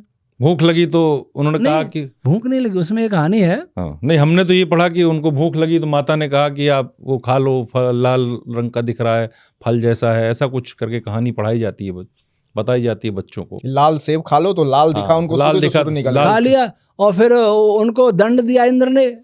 यहाँ थोड़ी बार प्रहार किया, हनुमान कहलाए। तो ये देवताओं को लड़ा दिया आपस में। ये सब उत्तरकांड की बात है। उत्तरकांड की बातें हैं। ये बड़ा भ्रमित कर दिया। आप सोचिए जरा कि उत्तरकांड ने क्या क्या किया है, और भी पिछले कांडों में भी जोड़ा है। वशिष्ठ विश्वामित्र लड़ गए आपस में गाय के लिए। हमारे ऋषि ऐसे थे क्या? नंदिनी के लिए लड़ गए। मतलब हमारे ऊपर एक दाग है जिनको छुड़ाने का हम सबको प्रयास करना चाहिए। अच्छा, अब एक ऋषि की बात आई तो विश्वामित्र के लिए कहा जाता है कि वो मेनका के चक्कर में तपस्या भंग हो गई। इतने पराक्रमी ऋषि जो हों, वो मेनका के चक्कर में तपस्या भंग कर लेंगे। ये कहाँ से है? यही शरारत है लोगों की, जो हमारे हमारे ऋषि मुनियों को, हमारे राजाओं को बदनाम कर रहे हैं। क्योंकि बुद्धि वालों को बदनाम कर दो, शक्ति वालों को बदनाम कर दो, सारे बदनाम हो जाए। अच्छा आचार्य जी, मेरा एक सवाल मेरे दिमाग में आ गया अभी कि जब आज हनुमान जी की पूंछ नहीं थी तो मैं ज्यादातर मंदिरों में देखा हूँ, जहाँ जहाँ हनुमान जी की मंदिर है वहाँ बंदर बहुत होते हैं। वहीं क्यों होते हैं? बंदर तो खाने को मिलता, बंदर होते। हमारे यहाँ, हमारे मथुरा में देखिए, हनुमान जी का नहीं है, हमारा वेद मंदिर है, वहाँ खूब बंदर आते। हम जहाँ रहते हैं कोई मूर्ति नहीं है, खूब बंदर आते। मैं बताता हूँ, जैसे वाराणसी में एक संकट मोचन मंदिर है, वहाँ ही बंदर है। आसपास और भी बहुत मंदिर है, लेकिन वहाँ जरूर है। वहाँ उनको हनुमान जी समझ के उनको ज्यादा खिलाया जाता है, इसलिए वो आएंगे। यहाँ दिल्ली में भी मंदिर है हनुमान जी के, वहाँ भी, वहाँ ज्यादा खिलाएंगे ना, वहाँ ज्यादा खिलाएंगे। हमारे यहाँ, हमारे आश्रम के पास में एक कोई भोपा, राजस्थान बोलते भोपा, यहाँ बोलते ओझा, तांत्रिक, और बंदर आ जाते हैं तो उनको कुछ खिलाते हैं, तो वहाँ खूब जाते हैं। हमारे आश्रम में हमारे पीछे कोई फल वाला होंगे तो वहाँ खूब आ जाएंगे, जहाँ खाने को मिला वहाँ आएंगे। आप इसको अपने पूर्वजों को हम मनुष्य रहने दें, देववर्ग की रहने दें, उसी में हमारी गरिमा है। अब बताइए, हम अपने को बंदर का आराधक बता के ज्यादा गौरवशाली होंगे कि महान वैज्ञानिक, विद्वान, योगी, ब्रह्मचारी को मान करके हम ज्यादा सीख? वो आपकी बात सही है, लेकिन आप जो कह रहे हैं वो बंदर नहीं थे, उनकी पूंछ नहीं थी, तो मुझे वो मंदिर याद आ जा रहे हैं कि कहीं मंदिरों में अगर हनुमान जी की जब पूजा होती हो तो सारे बानर आके घंटी बजाने लगते हैं। मैंने ऐसे भी मंदिर देखे ना। वो तो जैसा सीखेंगे ना, उसको बंदर सबसे ज्यादा सीखता है। चिंपैंजी और ज्यादा सीखता है। जैसा पुजारी को देखेंगे, पुजारी उसको खिलाए गए, हनुमान जी आगे लोग खिलाओ, हनुमान जी मान के उनको दफनाते भी हैं। कई जगह देखा कि भाई ऐसे नहीं छोड़ना, इसको दफनाओ। तो वहाँ फिर आएंगे ही, प्यार मिलेगा वहाँ आएंगे ही। अब योगी जी उनको पक्षियों को ऐसे दाना खिलाते हैं, आते हैं, उनके पास जंगली जानवर भी पता पालते हैं उनको, तो वही जहाँ प्यार मिलेगा आएंगे। हमने आचार्य जी रामायण की बात की, अब हम महाभारत के बारे में भी कहानी, सीरियल्स या किताबों से कुछ अलग जानकारी आप हमें देंगे? क्योंकि कुछ जानकारी आपने रामायण की बहुत अच्छी दी हमें, तो महाभारत की क्या जानकारी है आपके पास जो कहानी, किताबों और सीरियल्स से अलग हो बिल्कुल, या झूठी हो? महाभारत झूठी की बताएं तो एकलव्य का द्रोणाचार्य जी ने अंगूठा कटवाया, ये झूठ, द्रोणाचार्य जी को बदनाम करने के लिए। कुंती जी के, महारानी कुंती के कुमारी अवस्था में कर्ण पैदा हुए, ये झूठ। और धर्मराज, ये द्रौपदी के 5 पति, ये झूठ, तीसरा झूठ। 3 झूठ बता दिया प्रसिद्ध। एकलव्य का अंगूठा नहीं कटा? नहीं कटा, कटा ही नहीं। देखिए एकलव्य से अंगूठा क्यों काटा, क्या कहते हैं कि वो भील था और चोरी से शिक्षा ले रहा था, वो दक्षिणा में अंगूठा काट लिया। वो शूद्र को शिक्षा देते नहीं थे, ये आरोप लगाया जाता है द्रोणाचार्य जी। अच्छा, अछूत था। अब वहां उसी महाभारत को पढ़िए, जब रासु यज्ञ हुआ महाराज युधिष्ठिर का, तो एकलव्य राजाओं की पंक्ति में बैठा था, और शिशुपाल जब आया, कृष्ण भगवान को अपशब्द कहे, तो क्या कहा, बौसों के नाम लिए, गंगापुर तो भीष्म के रहते, महाराज धृतराष्ट्र के रहते, और द्रोणाचार्य के रहते, महर्षि व्यास के रहते, इस ग्वाले का क्यों सम्मान हो रहा है? फिर कहा धनुर्धर को सम्मान करना चाहते हो तो एकलव्य धनुर्धर के रहते। इसका अर्थ एकलव्य एक सम्मानित व्यक्ति थे। यहाँ कोई कहे कि द्रौपदी मुर्मू ये चतुश्री कर्मचारी के रहते, इनका क्यों सम्मान कर रहे हो? ये गलत होगा ना। कोई दूसरा ऐसे इसी स्तर का व्यक्ति हो तब कहेंगे कि इनके रहते इनका क्यों सम्मान हो रहा है। तो एकलव्य सम्मानित व्यक्ति राजाओं की पंक्ति में बैठे, सम्मानित आसन पर बैठे, उनके साथ छुआछूत होती तो वहां प्रवेश ही नहीं कर सकते थे वो, और प्रवेश होता तो दर्शक दीर्घाम बैठे रहते कहीं। तो ये झूठ, उनका अंगूठा कटवाया, इतना सम्मानित व्यक्ति थे एकलव्य। ये द्रौपदी 5 पति, द्रौपदी 5 पति, और द्रौपदी 5 पति, ये कहीं भी नहीं लिखा कि 5 के साथ विवाह हुआ। धौम्य ऋषि ने युधिष्ठिर के साथ विवाह करवाया। 5 पति वाले का है कि उनकी भार्या गांव की पत्नी होती है, किसी की भी कहे हमें इस गांव की, ये गांव की बहू है, ये कह लेते हैं। पत्नी रक्षणीय, उनके द्वारा रक्षणीय, लेकिन हवन करवा के विधि पूर्वक जो संस्कार कराए वो धौम्य ऋषि के द्वारा युधिष्ठिर का बताया गया। हालांकि लक्ष्यभेद अर्जुन ने किया, लेकिन उस समय यह प्रथा थी, और मनुस्मृति में भी कि बड़े भाई के अविवाहित रहते छोटे अविवाहित नहीं करना चाहिए। ये तो आज भी है, कई लोग मानते हैं। आज भी मानते हैं। तो उसको हेय माना है भगवान मनु ने। तो जब ये लक्ष्यभेद हो गया तो फिर उनको सूचित किया गया कि अभी तो धर्मराज का विवाह नहीं हुआ। तो महाराजा द्रुपद ने कहा कि मैं तो किसी भी भाई के साथ तैयार हूँ, मेरा तो पांडवों से जीवित हैं और वो उनके साथ मेरा संबंध जुड़ गया, ये मेरे लिए बड़ी बात है। और धर्मराज युधिष्ठिर की पत्नी बनेगी तो महारानी बनेगी। तो धर्मराज युधिष्ठिर के साथ विवाह हुआ। तो बाकी 4 क्या अविवाहित थे? नहीं, उनकी अलग अलग पत्नियां थी। अर्जुन की तो स्वयं सुभद्रा थी। आप ये कह रहे हैं कि द्रौपदी की पति जो है सिर्फ युधिष्ठिर थे, और ये गलत फैलाया गया कि 5 की थी। गलत फैलाया गया, गलत जोड़ा गया महाभारत में। ये शोधकर्ताओं को चाहिए कि महाभारत को पढ़ें और ये देखें कि ये क्या क्या हमारे यहाँ गलत जोड़ा गया है। मनुस्मृति मध्यकाल के आसपास किया, मध्यकालीन मनुस्मृति को तो ठीक कर दिया है। डॉक्टर सुरेंद्र कुमार जी की मनुस्मृति, आर्य समाज के विद्वान है, उनकी पढ़ें, किसी को भी आपत्ति नहीं होगी, कोई पढ़ ले, संसार का व्यक्ति। ठीक। आचार्य जी, आप कहते हैं कि भागवत पुराण में अश्लीलता है, तो ऐसा क्यों कहते हैं? आप पास क्या एविडेंस है भागवत पुराण में अश्लीलता है जिसको इतने लोग मानते हैं, करते हैं लोग? मानते तो बहुत सारी चीजें, मनुस्मृति को मानते हैं, मिलावटी मनुस्मृति को मान लेते हैं और पूरी की पूरी मान लेते हैं। असल में भागवत बनाने वाला विद्वान व्यक्ति था। अच्छा। महर्षि आनंद कहते हैं बोपदेव था, जयदेव का भाई बोपदेव था, और विद्वान। और भागवत के महात्म्य में लिखा है, भागवत कथावाचक ने भी लिखा है कि ब्रह्मचर्य का पालन करने वाला होना चाहिए कथावाचक। वो बहुत सारी चीजें लिखी हैं। ठीक है। लेकिन अंदर जाते हैं, श्री कृष्ण रासलीला करते हैं, रासलीला करते हैं और उनके साथ शारीरिक संबंध भी बनाते हैं। और ये पूरा मेरी बोलो किधर जाओगे पुस्तक है, वैदिकफिश.org हमारी वेबसाइट है, उसमें ये फ्री PDF उपलब्ध है, हमारे सारे ग्रंथ। बोलो किधर जाओगे भी उसमें आप पूरा पढ़ लेना। जिस प्रकार का वर्णन है उनके हाथ परिवास और शारीरिक संबंध बनाने का, वो मैं ब्रह्मचारी मैं ये सब नहीं कह सकता, कोई गृहस्थ भी नहीं कहेगा ऐसे खुले में। तो वो स्वयं पढ़ लें। और भागवत बनाने वाले जानते हैं, लेकिन उन पल्लों को पलट जाते हैं। अब स्वयं लाके देख लें। तो बोलो किधर जाओगे, बोलो किधर जाओगे पुस्तक पढ़ लें, ठीक है, उसको आप जब अवश्य पढ़िए, वो डिटेल दिया है। तो भागवत में बहुत अच्छी बातें भी हैं, विज्ञान की बातें भी है, धर्म की बातें भी है, इतिहास की बातें भी है। पर मैं मानता हूं कि जो 18 पुराण है, वास्तव में पुराण तो ब्राह्मण ग्रंथ हैं। ऐते ब्राह्मण सतपथ ब्राह्मण गो, ये इनको पुराण कहा जाता था। फिर ये महर्षि वेद व्यास जी के नाम से ये 18 लिख दिए। ये भी विद्वान थे, पर इनमें जोड़ जाड़ होती रही। भागवत बनाने वाला कोई बहुत बड़ा विद्वान था, बहुत अच्छी बातें हैं, लेकिन उसमें ऐसी गंदी बातें वो नहीं जोड़ेगा।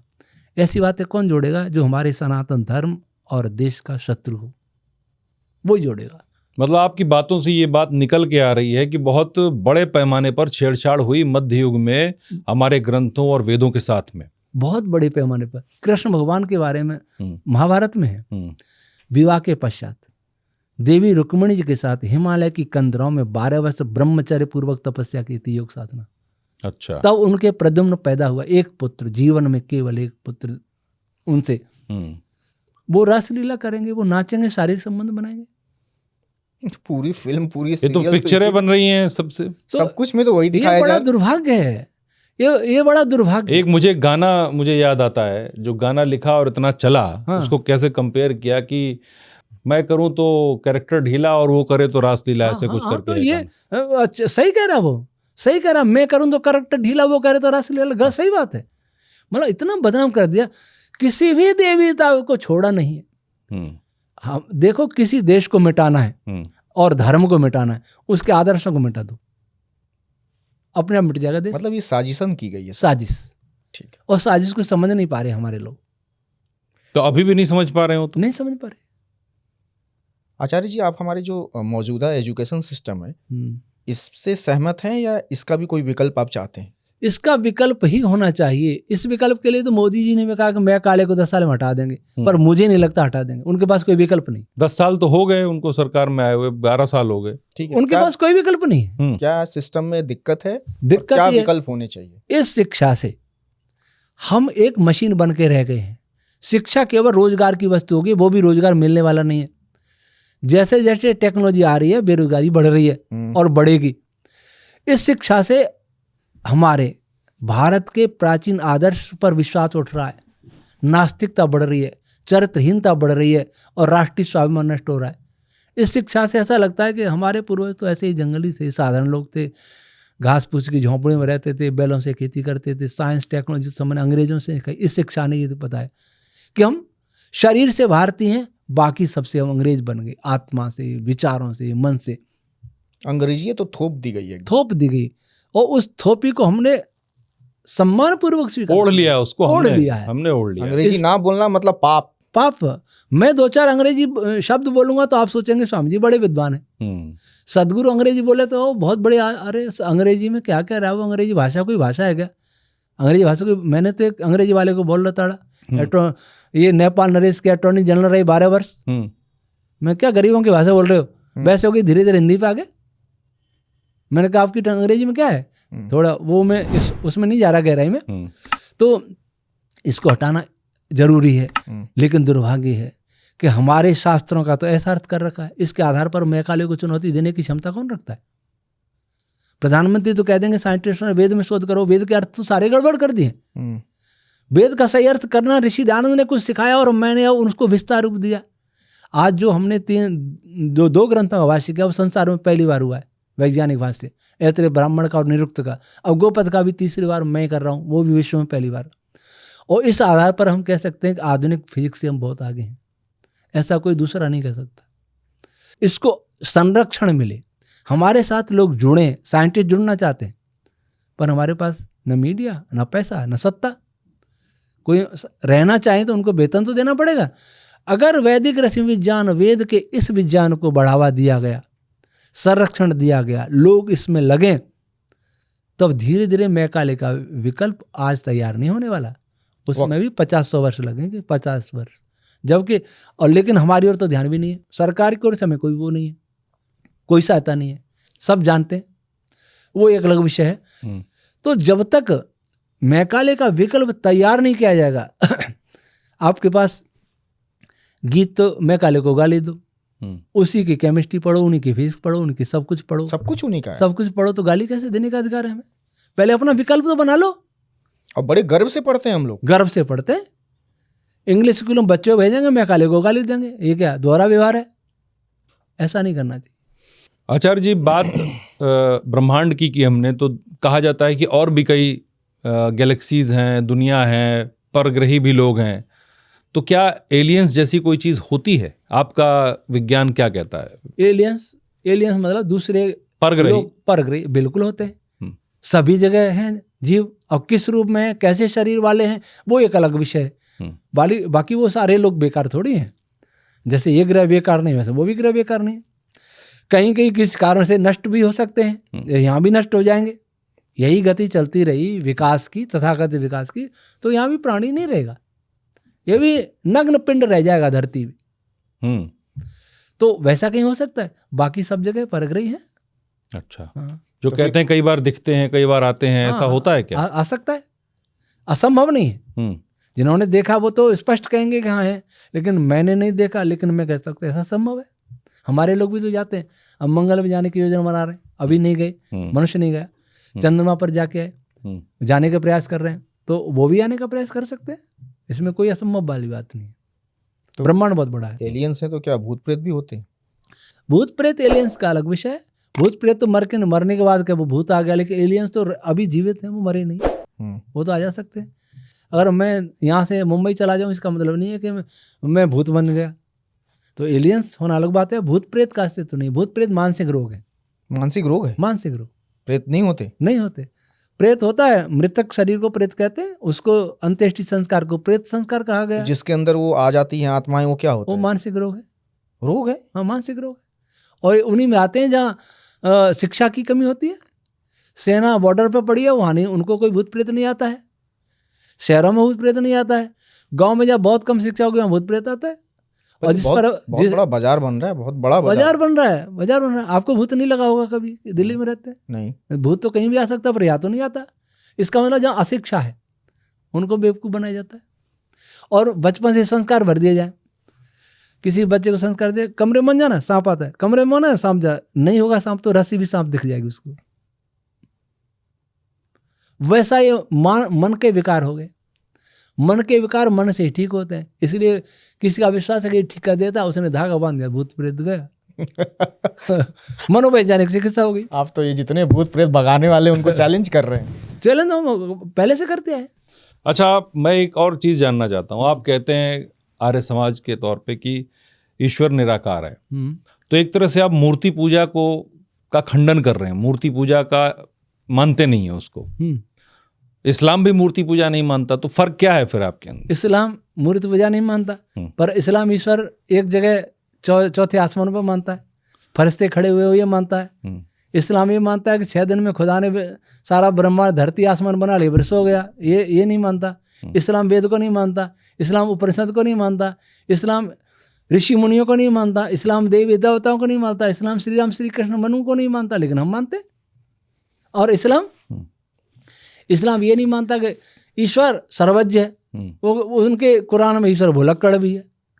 इस्लाम का खुदा हिंसा कराता है, हमारा ईश्वर सबको प्रेम भाव पैदा करता है। उनका खुदा केवल मुसलमानों में प्रेम की बात करता है, हमारा ईश्वर सारे ब्रह्मांड के निवासियों में प्रेम की बात करता है। ये अंतर है। और मूर्ति पूजा हम भी मानते हैं। अच्छा। ऐसे मानते हैं। कैसे? जीवित माता पिता की मूर्ति है, उनकी पूजा करो, जीवित की सेवा करो, महापुरुषों के चरित्र की मूर्ति रखो या चित्र रखो और उनको देखो, वैसे बनने का प्रयास करो। चित्रों की पूजा संभाल के रखो, चरित्र की पूजा अपने जीवन में उतारो। ये हमारी मूर्ति पूजा है। पूजा शब्द का अर्थ कई है। पूजा शब्द का अर्थ उपासना आ रहा है तो ईश्वर की पूजा करें। पूजा शब्द का आदर सम्मान आ रहा है तो माता पिता की, गुरु आचार्य विद्वानों की पूजा करें, सेवा सत्कार करें। पूजा का अर्थ आ रहा है जड़ वस्तु के लिए तो उसी अच्छी तरह उपयोग करें। इसकी पूजा इसको अच्छी तरह रखें। मूर्ति की पूजा मूर्ति को अच्छी संभाल के रखें, उसे प्रेरणा लें। ये मूर्ति पूजा करें। लेकिन उस मूर्ति को हम ईश्वर मानकर उस पर भोग लगावें, खाती नहीं उसको खिलावें, जो देखती नहीं उसको दीपक दिखावें, जो सुनती नहीं उसको घंटा बजावें। अरे परमात्मा तो सबको जगाता है, हम उसको क्या जगा रहे हैं। ब्रह्मांड के रचयिता की उपासना करें, माता पिता विद्वानों की सेवा करें और महापुरुषों के आदर्श अपने जीवन में उतारें, उनके चित्रों को संभाल के रखें, उनसे प्रेरणा लें। ये मूर्ति पूजा है। अब एक और मेरा सवाल आखिरी आपसे, आपके मुताबिक कलयुग में ऐसी कौन सी बड़ी घटना ब्रह्मांड में होने वाली है जो आपको दिखती है? मुझे सबसे बड़ी घटना तो ये होने वाली है, ब्रह्मांड की दुनिया का, धरती की जरूर बता रहा हूँ। इस धरती पे प्राणियों का विनाश करेगा ये आज का तथाकथित विकास। विकास विकास विकास और जीडीपी दो बड़े राक्षस हैं जो इस धरती के प्राणियों को समाप्त करके छोड़ेंगे। धीरे धीरे तो कर ही रहे हैं, धीरे धीरे। हाँ, बड़े बड़े भूकंप आएंगे, बड़े बड़े तूफान चक्रवात आएंगे, महामारियां तो जानबूझ के भी फैलाई जाएंगी, कोरोना जान के फैलाया गया। और जितना बड़ा भी रोग नहीं था उससे ज्यादा उसका प्रचार किया गया, डराया गया, डरा कर मारा गया, कुछ वैक्सीन से मारा गया, अब मर रहे हैं। तो इस धरती को कुछ लोग अपनी मुट्ठी में रखना चाहते हैं और विकास पूंजीपतियों का होता है। गरीब पिसता है, लोभ दिया जाता है कि ये सुविधाएं लो, ये सुविधा लो, सुविधा के चक्कर में फंस जाता है। कोई भी ऐसी टेक्नोलॉजी नहीं है जिसमें एनर्जी नहीं खर्च होती हो, और एनर्जी खर्च जिसमें होती है उसमें कोई ना कोई पॉल्यूशन होता है। सारी एनर्जी के कारण वायु गर्म हो रही है, समुद्री तल गर्म हो रहा है। मौसम विभाग कह देगा पश्चिमी डिस्टर्बेंस के कारण। डिस्टर्बेंस क्यों हुआ ये तो वो नहीं जानता। वो कहते हैं समुद्र का पानी गर्म हो रहा है। अरे गर्म क्यों हुआ ये, इसका कारण क्या है? सारे रेडिएशन भर दिया आपने, हम भी रेडिएशन का प्रयोग कर रहे हैं। एक रेडिएशन का चैम्बर बन गया सारी धरती। क्या रेडिएशन में गर्मी नहीं होती? लेकिन आचार्य जी मजबूरी है ना, मजबूरी नहीं है, इतना बढ़, मजबूरी हमने बना ली है। पॉपुलेशन बढ़ रहा है, वो कहाँ जाएगा, कहाँ रहेगा? पहले अपन जेब में पैसा रखते थे जी, क्या बुरा था? पढ़ाई स्कूल में होती थी, अब थोड़ा सा हुआ ऑनलाइन हर बच्चा मोबाइल खरीदेगा। पैसा नहीं, बाप माता पिता को लाना पड़ेगा कहीं से, कर्ज लेके लावे। ये क्या है? षड्यंत्र, गरीबों के साथ षड्यंत्र। अब तो ये प्योरीफायर लगा देंगे, जो झोंपड़ी में पड़े वो क्या करेंगे? ये चैम्बर बन गई। अपनी जरूरतें कम करे हर मनुष्य, विकास विकास विकास करें सद्गुणों का। हाँ, वो तो नहीं। जो बैल से खेती हो सकती है, ट्रैक्टर क्यों लाए? बैलों को मारने के लिए लाए। विदेशी नस्ल की गाय क्यों लाए? गाय को मारने के लिए देसी लाएंगे। हर चीज जीडीपी। आप खूब दारू पिए, बाजार में पैसा आ जाएगा, जीडीपी बढ़ेगी। बीमार होंगे तो जीडीपी बढ़ेगी। लड़ाई झगड़े करेंगे, जीडीपी बढ़ेगी। वकीलों का पैसा आ जाएगा। बताइए, ये जीडीपी और विकास, इनकी जो धारणाएं, परिभाषाएं, पश्चिमी परिभाषाएं ले रखी है ना, सबसे खतरनाक है। तो आप विकास विरोधी हैं क्या फिर? विकास विरोधी नहीं हूं मैं, मानवता के विकास का समर्थक हूं। हर प्राणी सुखी हो, उसका नाम विकास है। आप क्या चाहते हैं कि सड़क ना बने, बिजली ना आए, पानी ना आए, सबको सुविधाएं ना मिले? नहीं, देखिए, जो जैसा जी रहा था पहले, आज से 50 साल पहले वैसे ही जिए। 50 साल हमारे पूर्वजों ने 50 साल पहले वो स्वस्थ रहते थे, बलवान रहते थे, बीमार नहीं होते थे। आज सब हो रहा है। 50 साल पहले हमारे अन्न में पोषण तत्व थे, आज नहीं है। 50 साल पहले जो स्वाद था वो आज फलों में नहीं है, सब्जियों में नहीं है। किसने गायब किया? तो 50 साल पहले आबादी भी तो कम थी ना आचार्य? आबादी से स्वाद थोड़ी बदल जाएगा। आबादी से स्वाद नहीं बदल जाएगा। अब वैज्ञानिक ही कह रहे हैं कि सेब में मतलब 50% पोषक तत्व। तो आबादी से स्वाद ऐसे बदलेगा कि पहले जो 1 एकड़ में 4 मन धान होते थे, वो अब 10 मन होने लगे। क्यों होने लगे? पहले इन्होंने यूरिया डीएपी सिखाया हरित क्रांति के नाम पर। आज कह रहे हैं जैविक खेती करो। ये पहले क्यों नहीं कहा? पहले इस पर रिसर्च हो जाना चाहिए था। हमारे एक ट्रस्टी हैं, 200 एकड़ जमीन है, 4 करोड़ रुपए कमाते हैं। अपने गोबर की खाद, गाय पालते हैं और गोबर घोला पानी में, बहुत गोबर भी नहीं डालना। 1 बीघा में केवल 10 किलो गोबर, उसमें गुड़ वगैरह, उससे वो 1 एकड़ में 30 क्विंटल धान लिया है, चावल जी। कोई कितना डीएपी यूरिया डाले नहीं होगा। तो ये दूसरे क्यों नहीं? पूरा पंजाब डीएपी और यूरिया में बर्बाद हो गया। कैंसर बर्बाद हो गई, तो इसको विकास कहेंगे? तो ऐसा नहीं है कि इस प्राकृतिक खेती से अनाज और ज्यादा पैदा होता है। 1-2 साल नहीं होगा, तीसरे साल होना लग जाएगा। तो परंतु ये कंपनियों को क्या होगा? कंपनियों को लाभ पहुंचाने के लिए बंद नहीं हो रहा। हालांकि सरकार ये कर रही है जीव प्राकृतिक उसको बढ़ावा बहुत दे ज्यादा रही बढ़ावा है, दे रही है। साथ में नैनो यूरिया को भी बढ़ावा दे रही है। ड्रोन से ऊपर यूरिया डालो, पेस्टिसाइड डालो, हवा में जहर घुलेगा, बीमारियां बढ़ेगी। तो ये इसको विकास। वेद या विज्ञान बड़ा कौन है, किसने किसकी रचना की है, ठीक है। और हमें वेद के बारे में, चारों वेद के बारे में आप सब कुछ बताइए जो हम हमारे दर्शक धर्मेंद्र जी, जो मतलब शॉकिंग हो, जो लगे कि हम कुछ नहीं जानते, अनभिज्ञ हो, आप हमें वो सारा ज्ञान अगले 5-7-10 मिनट में दे दीजिए। वेद और विज्ञान दोनों पर्यायवाची हैं। वेद शब्द विद धातु से बना है। विद धातु के 4 अर्थ हैं।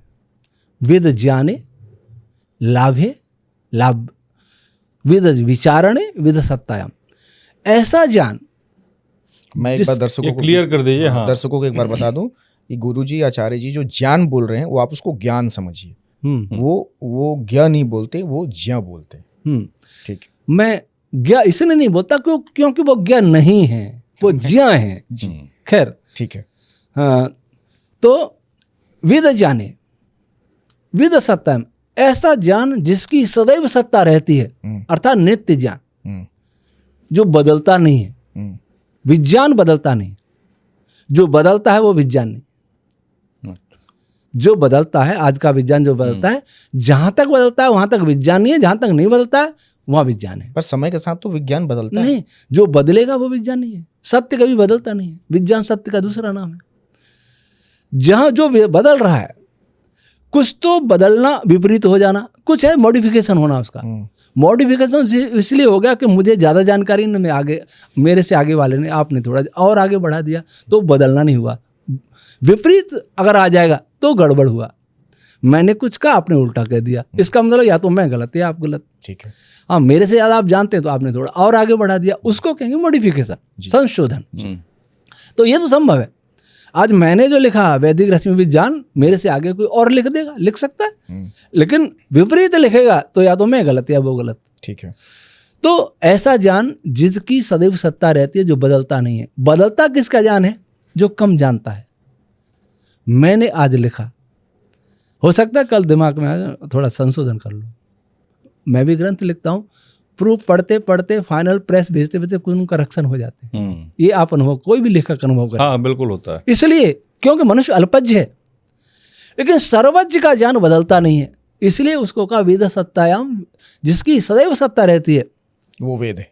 वो वेद। और आगे विद लाभ है।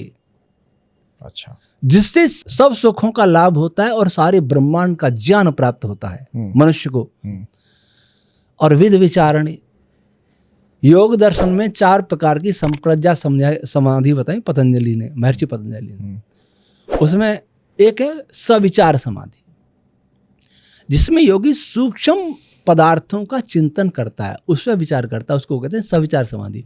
इसी विचार अवस्था में, इसी सविचार समाधि में उन 4 ऋषियों को ज्ञान हुआ, ज्ञान होता है। ऐसे ज्ञान का नाम है वेद। अब विज्ञान में आइए, विशिष्ट ज्ञान। विशिष्ट अर्थात ज्ञान ज्ञान है, अज्ञान कभी नहीं है, वो बदलेगा नहीं। तो इसलिए वेद और विज्ञान अलग नहीं है, और धर्म भी अलग नहीं है। धर्म भी यही है। ठीक है। धर्म उन नियमों का नाम जिसने सृष्टि को धारण कर रखा है, सृष्टि का जो वे नियम जो सृष्टि का भरण पोषण कर रहे हैं, और उसी को विज्ञान कहते हैं। साइंस वाले कहते हैं फिजिक्स के लॉ से सृष्टि चल रही है, तो फिजिक्स के लॉ वही धर्म है। उसमें हम और जोड़ेंगे फिजिक्स के लॉ के ऊपर फिजिकल साइंस के बारे में है। धर्म 2 प्रकार के होते हैं, ऐसे विज्ञान भी 2 प्रकार का, अध्यात्म विज्ञान, पदार्थ विज्ञान। तो दोनों ही विज्ञान की उत्पत्ति ब्रह्म से ही होती है, और दोनों वेद के रूप में होती है। तो वेद को लिखा किसने और कब लिपिबद्ध किया गया? हाँ, कोई साल? देखिए पहले तो वेद क्या है थोड़ा बता दूं मैं आपको। ठीक है। ये जो ब्रह्मांड आप देख रहे हैं, ये मॉलिक्यूल से बना है, इसको सब जानते हैं। आज की भाषा मॉलिक्यूल कर रहा हूँ, कि हमारी भाषा में अणु कहूंगा तो दिक्कत हो जाएगी, क्योंकि अणु हमारे यहाँ बहुत सूक्ष्म मानते हैं, मॉलिक्यूल स्थूल है। मॉलिक्यूल से बना, मॉलिक्यूल एटम्स आयन से बना, आयन्स इलेक्ट्रॉन प्रोटॉन न्यूट्रॉन से बने। इलेक्ट्रॉन तो मूल मानते हैं, लेकिन प्रोटॉन न्यूट्रॉन क्वार्क से बने। एक फोटोन भी है, एक न्यूट्रिनो भी है, और सारे कुछ बोसॉन से हैं। लेकिन ये किससे बने कोई नहीं जानता, जिनको एलिमेंट्री पार्टिकल। बिल्कुल बिल्कुल। ये एलिमेंट्री इनको माना जाता है, लेकिन वास्तव में एलिमेंट्री नहीं है। एलिमेंट्री क्यों नहीं है, मैं इसको बताना चाहूंगा, फिर बताऊंगा वेद क्या है। ठीक है। इलेक्ट्रॉन और प्रोटॉन दो पार्टिकल हैं, दोनों में कोई अंतर नहीं, केवल चार्ज का अंतर है, पॉजिटिव और नेगेटिव, बाकी सब कुछ एक है, मास आदि। तो दोनों एलिमेंट्री कैसे हो गए? अंतर कब होता है दो पदार्थों में? जब उन पदार्थों के स्ट्रक्चर में कोई अंतर होता है, उनके कंटेंट में कोई अंतर होता है। दूध और पानी में अंतर क्यों है? दूध और पानी तो खैर सब, चूने का घोल लें और दूध लें, दोनों को अलग अलग बोतलों में रख दें, दिखने में तो एक जैसे लगेंगे, चखेंगे तो मालूम पड़ जाएगा दूध है चूने का पानी है। अंतर क्यों है? दोनों ही सफेद दिख रहे। अंतर इसलिए है कि शुगर का जो स्ट्रक्चर है मॉलिक्यूल का वो अलग है और चूने का अलग है, ये अंतर है। ठीक है। इसलिए अगर ये अंतर नहीं होता तो उनके गुणों में अंतर नहीं होता, दोनों का एक जैसा स्वाद होता, एक जैसा रंग तो था, एक जैसा उसके शरीर पर भी एक जैसा प्रभाव होता, लेकिन ऐसा नहीं है। इसका मतलब ये है कि उनका स्ट्रक्चर अलग है, उनके कंटेंट अलग हैं। तो इसी प्रकार इलेक्ट्रॉन पॉजिट्रॉन के में अंतर है चार्ज का। इसका अर्थ है कि वो किसी से बने हैं, उनके कोई कंटेंट है, उनका कोई स्ट्रक्चर है। वो स्ट्रक्चर किससे बना है, कंटेंट क्या है, ये नहीं पता। और वैसे क्वार्क में भी कई प्रकार के क्वार्क है, अप क्वार्क, डाउन क्वार्क और फिर उनके एंटी क्वार्क। इसका अर्थ है इनमें से कोई भी एलिमेंट्री नहीं। एलिमेंट्री पार्टिकल रूप में तो कह सकते हैं, लेकिन एलिमेंट्री मटेरियल नहीं है ये। इससे पहले कुछ था जिससे ये बने हैं। अब आजकल कहते हैं स्ट्रिंग से बना, स्ट्रिंग थ्योरी भी है फिजिक्स। स्ट्रिंग से बना तो स्ट्रिंग के क्या क्या गुण हैं, कितनी स्ट्रिंग्स हैं, ये भी पता नहीं। तो हम बताते हैं, हाँ स्ट्रिंग को वो भी कहते हैं वाइब्रेटिंग एंटिटी, हम भी कहते हैं वाइब्रेटिंग एंटिटी से बने। ये फोटोन है, इस लाइट से प्रकाश के कण आ रहे हैं, इसको कहते हैं ये यूनिट है, एक यूनिट प्रकाश की, एक पैकेट ऑफ एनर्जी। पैकेट का अर्थ क्या है? पैकेट का अर्थ है कि उसमें कुछ भरा हुआ है, जब भी तो पैकेट बना ना, वो भरा क्या है वो हम बताते हैं। उसमें वेद मंत्र, मुझे लगता है सवालों की कमी नहीं हो सकती, फिर तो हर चीज में एक सवाल आएगा कि हाँ, क्यों है। सवालों में जाएंगे तभी ईश्वर का बोध होगा, खाली मानने से कुछ नहीं होगा। ईश्वर को जानना भी आवश्यक है। ठीक है। जितना हम जान लेते हैं, हमें ये पता है कि आग में हाथ डालने से जल जाता है, 100% विश्वास है, क्योंकि हमने अनुभव किया या किसी को देखा है। ऐसा विश्वास ईश्वर का इसलिए नहीं है क्योंकि ईश्वर के बारे में पूरी जानकारी नहीं है। आग के बारे में इतनी जानकारी तो है कि हम जल जाएंगे। ठीक है। वैसे जिस दिन ईश्वर का विश्वास हो जाएगा, ईश्वर की जानकारी हो जाए, तो झूठ बोल ही नहीं सकता। मैं झूठ इसलिए नहीं बोलता, मुझे ईश्वर पर पूरा विश्वास है। मैं किसी से ईर्ष्या द्वेष भी नहीं करता, क्योंकि मुझे विश्वास है कि मुझे ईश्वर पर पूरा विश्वास है, क्योंकि जिससे करूंगा वो मेरा भाई है। ईर्ष्या नहीं कर सकते। ईर्ष्या क्यों? वो अपना काम कर रहा है, मैं अपना काम कर रहा हूं। आज इसलिए हो रहा है कि ईश्वर को ढोल तो पीटा जा रहा है ईश्वर का, लेकिन ईश्वर के बारे में कोई गहराई से जानता है नहीं। क्योंकि प्रश्नों को खोजें, ये जीवन के प्रश्न हैं। जिस ब्रह्मांड में हम रह रहे हैं, आप स्टूडियो में आए, आपको सब जानकारी इसके विषय में, मुझे कुछ भी नहीं है, तो मैं इसे हाथ भी नहीं लगाऊंगा, क्या पता खराब ना हो जाए। जितनी जानकारी होगी उतना ही आप अच्छी प्रकार इसका उपयोग कर पाएंगे। ठीक है। गाड़ी की जितनी जानकारी होगी उतना अच्छा आप गाड़ी का उपयोग कर पाएंगे। ठीक है। तो ब्रह्मांड की जितनी अच्छी जानकारी होगी, ब्रह्मांड का उतनी अच्छा उपयोग कर पाएंगे और दुरुपयोग नहीं करेंगे। इससे सभी सुखी होंगे, हम भी सुखी होंगे। ठीक है। इसलिए प्रश्न उठाना और समाधान खोजना हर मनुष्य का दायित्व। तो पशु नहीं खोजेगा, ये मनुष्य हो सकता है। वेद की रचना कितने साल पहले हुई? हाँ, रह गया हमारा। तो ये सारे मंत्र, ये फोटोन में 360 प्रकार के वेद मंत्र हैं। फोटोन में, लाइट में जो आता है, हाँ 360 प्रकार। वेद मंत्र 360 नहीं, वेद मंत्र मतलब वेद मंत्र के वाइब्रेशन। और सफेद रंग है तो इसमें गायत्री मंत्र है। अच्छा। सफेद रंग ब्रह्मांड में जहां भी है वहां गायत्री मंत्र का वाइब्रेशन है। नीला रंग है तो वहां पंक्ति रस, पंक्ति छंद। आपने वेद मंत्र के ऊपर देखा हो, पंक्ति छंद में 40 अक्षर होते हैं। मैं वेद मंत्र नहीं जानता, कोई बात नहीं, रियली बता रहा हूँ। मैं एक बात बता रहा हूँ। मैं जो पहले तो हम ध्वनि को सुने, मैंने आपसे बोला, आपके कानों ने सुना, एक ये ध्वनि है, इसी को साइंस कहता है साउंड। वो कहता है इसके लिए मीडियम की जरूरत है, ठोस हो द्रव हो या हवा हो, गैसीय अवस्था में हो, हाँ, ये तीनों नहीं होंगे तो सुनाई नहीं देगी आवाज, नहीं देगी। कान के पर्दे से दिमाग तक जाती है, मस्तिष्क तक, वहाँ इलेक्ट्रिक सिग्नल के रूप में जाती है। उसके लिए ये मीडियम नहीं चाहिए, उसके लिए चाहिए space, electromagnetic wave, radio wave जा रही होंगी तो उसके लिए चाहिए इलेक्ट्रोमैग्नेटिक वेव। टीवी की तरंगें आती हैं, मोबाइल की तरंगें आती हैं, इसके लिए इनकी ज़रूरत नहीं है ठोस, इसके लिए ज़रूरत नहीं मीडियम की, उसके लिए चाहिए स्पेस का मीडियम। ये दो को तो साइंस जानता है। इसके आगे ध्वनि का तीसरा रूप होता है। वो क्या रूप है? मस्तिष्क नहीं सुनता, उसके अंदर बैठा मनस्तत्व सुनता है, माइंड, जिस पर आज विचार हो रहा है, मनोवैज्ञानिक विचार कर रहे हैं, साइंस का ये लैब का विषय नहीं है। वो माइंड सुनता है, मनस्तत्व सुनता है, वह उसके लिए स्पेस की भी जरूरत नहीं है। ये स्पेस जो कर्व होता है, डिस्टर्ब होता है, उसकी जरूरत नहीं है। वो उसके लिए मनस्तत्व की जरूरत है, जो सारे ब्रह्मांड में भरा हुआ है, जिससे सारा ब्रह्मांड पैदा भी हुआ है, समष्टि मन जिसको कहेंगे। लेकिन मन भी जड़ है, इसलिए उपनिषद ने कहा ऐसा ही दृष्टा, स्पष्टा, श्रोता, ज्ञाता, मतलब यह आत्मा ही छूने वाला है, सुनने वाला है, जानने वाला है, बोलने वाला है। आत्मा ही सुनता है। आत्मा के लिए मनस्तत्व की भी जरूरत नहीं। आत्मा परावस्था, जो मनस्तत्व सुनता है उसको कहते हैं पश्यंती वाणी। कान तक गई वो वैखरी वाणी, कान से ब्रेन तक गई वो मध्यमा वाणी, ब्रेन से मनस्तत्व गई, मनस्तत्व तक गई, मन तक गई वो पश्यंती वाणी, और उसके आगे आत्मा ने सुना वो परावाणी। परावाणी के लिए मीडियम चाहिए, वह पदार्थ जो सृष्टि का मूल पदार्थ है, उसको कहते हैं प्रकृति। इसका जिक्र कहाँ है आचार्य जी? जिसका जिक्र महाभारत में है। अच्छा, ठीक है। महाभारत में है, इसका जिक्र सांख्य दर्शन में है, इसका जिक्र वेदों में है, सब जगह इसका जिक्र है। और उसको कहीं अविद्या भी कहा है। महाभारत में से 31 नाम है। कुछ नाम महादेव जी ने दिए, कुछ नाम ब्रह्मा जी ने दिए हैं, और एक नाम महर्षि वशिष्ठ जी ने दिया है। 31 नाम है। तो वह पदार्थ सबसे सूक्ष्म है, उसका कोई वो इटर्नल है। वो इस फोटोन से, इलेक्ट्रॉन से, क्वार्क से 7 स्टेज पीछे की बात है।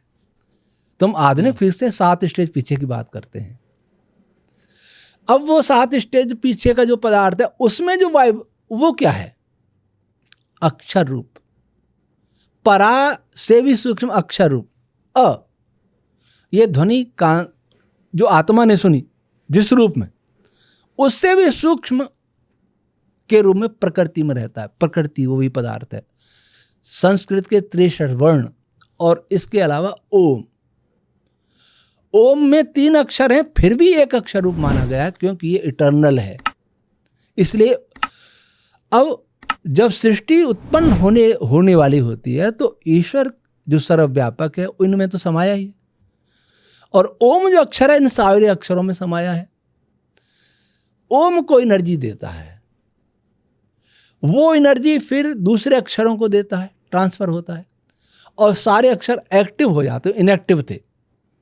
उस अवस्था का नाम कहते हैं महत तत्व। आप अक्षर किसको कह रहे हैं? अक्षर वो मैं कह रहा हूँ, अ बोला, अ आ इ उ। हाँ यही अक्षर बोल, यही अक्षर। तो ये अक्षर तो भारत में है, जापान में, चाइना में, अमेरिका में, वहां तो कोई और अक्षर हो जाते होंगे। के बोलेंगे, के बोलेंगे ना, के। हाँ, वहां तो अलग हो जाएंगे ना। सुनिए, का की ध्वनि तो होगी, के बोलेंगे तो के ए लिखेंगे, वो अलग बात है, पर यहाँ लिखेंगे के, का के ऊपर एक ही मात्रा करेंगे। जापान और चाइना में तो ध्वनि तो वही होंगी, ध्वनि तो वही होंगी। चाइना और जापान में ध्वनि वही होंगी, शब्द अलग हैं पर ध्वनियाँ तो वही हैं। अब बोलिए, कोई भी ध्वनि बोलिए, इंग्लिश का कोई शब्द बोलिए, मैं सन बोल रहा हूँ, सन, लिपि मन देखिए, इसको स न लिख सकते हैं ना, तो स आया और ना आया, ये ध्वनियाँ तो वही है। लिपि कोई बदल बना ले आप, लिपि वही है, शब्द अलग हैं। और सारी भाषाएं बहुत बाद की है, संस्कृत सबसे प्राचीन है। ये तो मैं मानता हूँ। और संस्कृत प्राचीन, और संस्कृत की विशेषता है कि एक शब्द के अनेक अर्थ होते हैं। आचार्य जी, मैंने कहीं पढ़ा था कि सबसे प्राचीन भाषा तमिल है।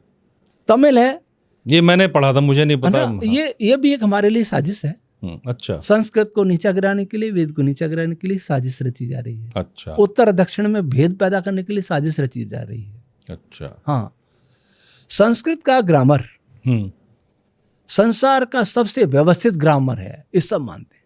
अष्टाध्यायी जो है संस्कृत व्याकरण का, ऐसा कोई व्याकरण का ग्रंथ नहीं है। व्याकरण क्या है? व्याकरण एक व्यवस्था है, शब्द बनने की, शब्द जुड़ने की व्यवस्था का नाम व्याकरण है। जैसे यहां जुड़ रहे हैं वैसे ब्रह्मांड में भी जुड़ करके मंत्र बने हैं, और वहां जो वाइब्रेशन हुआ वही वेद मंत्र थे। पहले परारूप में आए, फिर पश्यंती रूप में आए, फिर परा पश्यंती से जो पदार्थ था जिसमें वाइब्रेशन हो रहा था वो पदार्थ कंडेंस होने लगा, फिर कंडेंस होने लगा। कंडेंस होने से धीरे धीरे स्पेस बना। आज स्पेस आप सुनते हैं, स्पेस सुनते हैं कि स्पेस कर्व होता है, स्पेस एक्सपेंड हो रहा है, लेकिन ये नहीं पता स्पेस क्या है। जो एक्सपेंड होता है, जो कर्व होता है, इसका मतलब कुछ तो है, नथिंग तो नहीं है। नथिंग का तो कर्वेचर होगा ही नहीं, नथिंग में एक्सपेंड भी नहीं होगा नथिंग। तो वह जो पदार्थ है स्पेस, वो उस प्रकृति पदार्थ का धीरे धीरे वेद मंत्रों के उस पदार्थ में, जैसे दूध में वाइब्रेशन करके मक्खन निकलता है, क्रीम निकलती है और दही में मक्खन निकलता है, वैसे ये उत्पन्न होते गए अन्य रश्मियां, इन रश्मियों के जुड़ने से स्पेस बन गया, जाल जैसा, लेकिन 3D। और उसके बाद और कंडेंस हुए, वो बने पार्टिकल। पार्टिकल से पहले एक और, उसको हमारे यहाँ वायु महाभूत कहते हैं। वायु महाभूत आज की भाषा में उसे कहते हैं वैक्यूम एनर्जी। वैक्यूम एनर्जी कोई नहीं जानता वैक्यूम एनर्जी क्या है। वैक्यूम एनर्जी बात की जाती है, डार्क एनर्जी की बात की जाती है, कोई नहीं जान सका अभी तक डार्क एनर्जी क्या है, वैक्यूम एनर्जी क्या है। वेद मंत्र वाइब्रेटिंग एंटिटी, इनमें भी 2 प्रकार का रश्मियां होती हैं, एक छंद और एक प्राण। प्राण जो रश्मियां हैं वो मेल का काम करती हैं, छंद रश्मियां फीमेल का काम। मतलब आप रेज की बात कर रहे हैं? रेज बहुत बड़ी बात है। रश्मियां मतलब रेज, रोशनी नहीं, ये इस रोशनी मैंने कहा 360 प्रकार की रश्मियां हैं। हाँ, अच्छा। एक फोटोन में 360 प्रकार की, वो लाखों की संख्या में हो सकता है अंदर। तो वो उनको कहते हैं रश्मियां। रश्मि किसको कहते हैं? जो अपने से स्थूल रश्मि का निर्माण करे और उसको नियंत्रित करे, वो रश्मि कहलाती है। रश्मि की परिभाषा भी महर्षि यास्क ने निरुक्त में दी है। अच्छा। एक ऐसी सूक्ष्म वाइब्रेशन जो अपने से स्थूल वाइब्रेशन को पैदा करे और उसको नियंत्रित भी करे।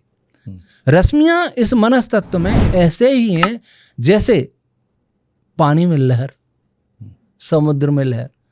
देखेंगे एक बड़ी लहर, बड़ी बड़ी लहरें आती हैं, उन लहरों में ध्यान से देखें छोटी लहरें भी होती हैं, उनसे भी छोटी लहरें होती हैं। तो ऐसे ही कुछ रश्मियां छोटी हैं, कुछ बड़ी हैं, कुछ बड़ी हैं। तो इन रश्मियों से कंडेंस वो पदार्थ होता गया और वो पार्टिकल बन गया। पहले वायु तत्व बना जिसको वैक्यूम एनर्जी कहते हैं, फिर ये पार्टिकल क्वार्क आदि बने। अब ब्रह्मांड बन गया, जैसे साइंस मानता है वैसे ही बना, उसमें हम थोड़ा और आगे बता देते हैं। अब सबसे पहली पीढ़ी पैदा हुई, उसको ज्ञान कहाँ से आए? 4 ऋषियों ने उसी सविचार समाधि में बैठ करके ब्रह्मांड से उन ध्वनियों को ग्रहण किया जो परा और पश्यंती रूप में थी। ध्वनि ऐसे ग्रहण की, ऐसे नहीं कि बहुत साल लगे उनको, जैसे इधर से उधर कंप्यूटर में डाटा ट्रांसफर करते हैं वैसे ट्रांसफर हो गया। अब ज्ञान कैसे मिले? ज्ञान तो परमात्मा ही जानता है उन ध्वनियों का। जैसे मोबाइल की तरंग, कहीं से तरंगें आ रही हैं, लेकिन आपके मोबाइल पर कोई फोन करेगा वो आपका मोबाइल ही ग्रहण करेगा। आपके पास मोबाइल नहीं है तो आप ग्रहण नहीं कर पाएंगे। अच्छा, ग्रहण कर लिया, आवाज आपने अपने गाय है उसके कान पर रख के सुना दो, वो भी ग्रहण कर लेगी क्या बोल रहा है, पर ये थोड़ी पता है कि क्या बोल रहा है, अर्थ क्या है, ये थोड़ी पता है। बिल्कुल। तो इस ध्वनियों के 3 प्रकार का प्रभाव होता है। एक प्रभाव तो ये कि ध्वनि तरंग आ रही है, आपका मोबाइल गर्म हो रहा है, पेड़ पौधों पर प्रभाव डाल रही है, कीट पतंग मर रहे हैं, ये है ना। एक तो प्रभाव हुआ जड़ जगत पर। कीट पतंग तो जड़ नहीं है, लेकिन उनके शरीर पर प्रभाव पड़ रहा है। इसका अर्थ है कि वो इन ईंट पत्थरों पर भी प्रभाव पड़ता है, क्योंकि वो भी जड़ है और ये भी जड़ है। दूसरा प्रभाव, आप चेतन में पड़ा सुन लिया कि क्या आवाज आ रही है। फिर तीसरा, आप जानते भी उसका अर्थ, तो तीसरा प्रभाव पड़ेगा, आपके ध्वनि, आपके बेटा IAS बन गया, आपको खुशी होगी। और जिसको अर्थ नहीं पता उसको क्या खुशी होगी। तो वैसे ही उन मंत्रों का प्रभाव, एक तो यह है कि वो पदार्थ पर क्या प्रभाव डाल रहे हैं, सूर्य पर क्या प्रभाव डाल रहे हैं, पार्टिकल के प्रभाव डाल रहे हैं, एक तो ये। दूसरा उन ऋषियों ने ग्रहण किया। तीसरा उन ऋषियों ने जाना ईश्वर की कृपा से समाधि में कि इसका ये अर्थ है। उस चारों ने वो ज्ञान ब्रह्मा जी को ट्रांसफर कर दिया। इसलिए ब्रह्मा जी चतुर्वेदविद हुए। अच्छा, चतुर्वेदविद, उन चारों हाथों में उनके वेद बताते हैं। वो वास्तव में चार मुख उनके चार वेद ही हैं। अच्छा, तो ऐसे करके अब लिपिबद्ध नहीं, सुनने सुनाने से परंपरा चली, इसलिए इसको श्रुति कहते हैं। श्रुति नहीं, लिपिबद्ध कब हुआ? मेरा लिपिबद्ध का कोई इतिहास नहीं है, लेकिन ऋषि दयानंद ने अपने प्रवचन में कहा कि इक्ष्वाकु राजा हुए, उनके समय में लिपि प्रारंभ हुई थी, और इक्ष्वाकु आर्यावर्त देश के पहले राजा थे। ये रघुकुल कितने साल पहले की बात होगी? साल तो 1 करोड़ वर्ष होंगे, साल एक फिक्स नहीं है, ये बड़ा पुराना इतिहास।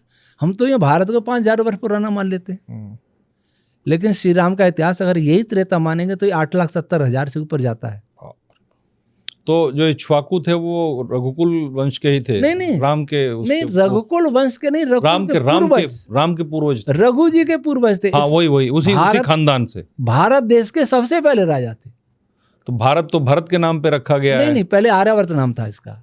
आर्यावर्त भी था और भारत भी तो कहते। भारत बाद में हुए, हाँ, तब से भारत पड़ा। पहले आर्यावर्ती कहते थे, भारत नहीं कहते थे। रामायण में भारत का नाम नहीं है, हाँ, रामायण में आर्यावर्त।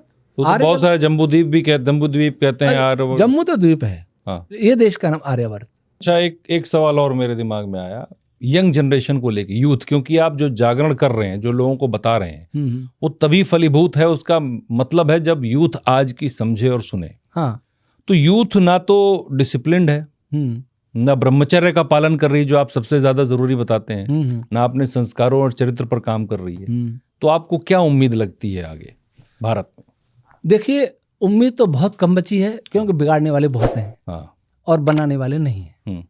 और जो धर्म पर, अध्यात्म पर शिक्षा देते हैं, वो स्वयं धर्म को नहीं समझ रहे, वेद को नहीं समझ रहे। वेद के बिना कल्याण नहीं है। अच्छा, फिर भी हमसे जो जुड़े हैं वो यूथ ही हैं। अच्छा, हमारा अभी कार्यक्रम हुआ शुरू में, हर साल करते हैं, 19 प्रांतों से आए केवल हमको सुनने के लिए। किसी और को, वक्ताओं को लगा नहीं, आचार्य जी को सुनने के लिए आए, तो उनको बुलवाते तो हैं, अतिथि आए हैं तो।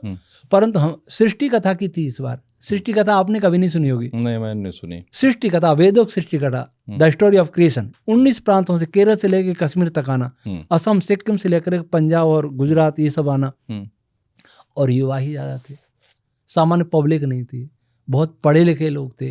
स्टैनफोर्ड यूनिवर्सिटी के प्रोफेसर केवल श्रोता बनने के लिए आई, जबकि 2 साल पहले मिल के गई, 2 महीना पहले, फिर भी आई। एक साइंटिस्ट आए नीदरलैंड से, एक परिवार हमेशा आता है। आशा है अगर हमारे रास्ते में बाधा न खड़ी की जाए। नहीं तो ये आपके पास तो या लोग आए जो आपसे जुड़े हैं। मैं एक सामान्य यूथ की बात कर रहा हूँ, जो कॉलेज में पढ़ रहा है, स्कूल जा रहा है, अपनी नौकरी कर रहा है, मैं उस यूथ की बात कर रहा हूँ। उस यूथ तक हम पहुंचे तो निश्चित ही उनकी समझ में, सबकी तो नहीं आएगी, पर आएगी। भौतिकवाद में फंसे हुए लोग, जिसका थोड़ा वैज्ञानिक सोच है, साइंटिफिक सोच है, वो समझेगा। साइंटिफिक सोच है वो नहीं समझेगा, या किसी के पूर्वाग्रह है वो भी नहीं समझेगा। खुला मस्तिष्क हो, उदार हृदय हो, और ब्रेन भी, मस्तिष्क भी थोड़ा अच्छा हो, वो हमारी बात को अवश्य समझे। बेसिकली माता पिता और गुरु को समझना होगा पहले। हाँ, उनको समझ, और गुरु समझ लेंगे तो बच्चे समझ लेंगे। ठीक है, अब हम इसमें आप लोग ही सहयोग कर सकते हैं। मीडिया का इसमें सबसे बड़ा रोल है। बिल्कुल नहीं समझे तो देखो, गीता में कृष्ण भगवान ने कहा है, कर्मण्येवाधिकारस्ते मां फलेषु कदाचन मां कर्म फल हेतुर्भूना भूमाते संगोस्त कर्मणि।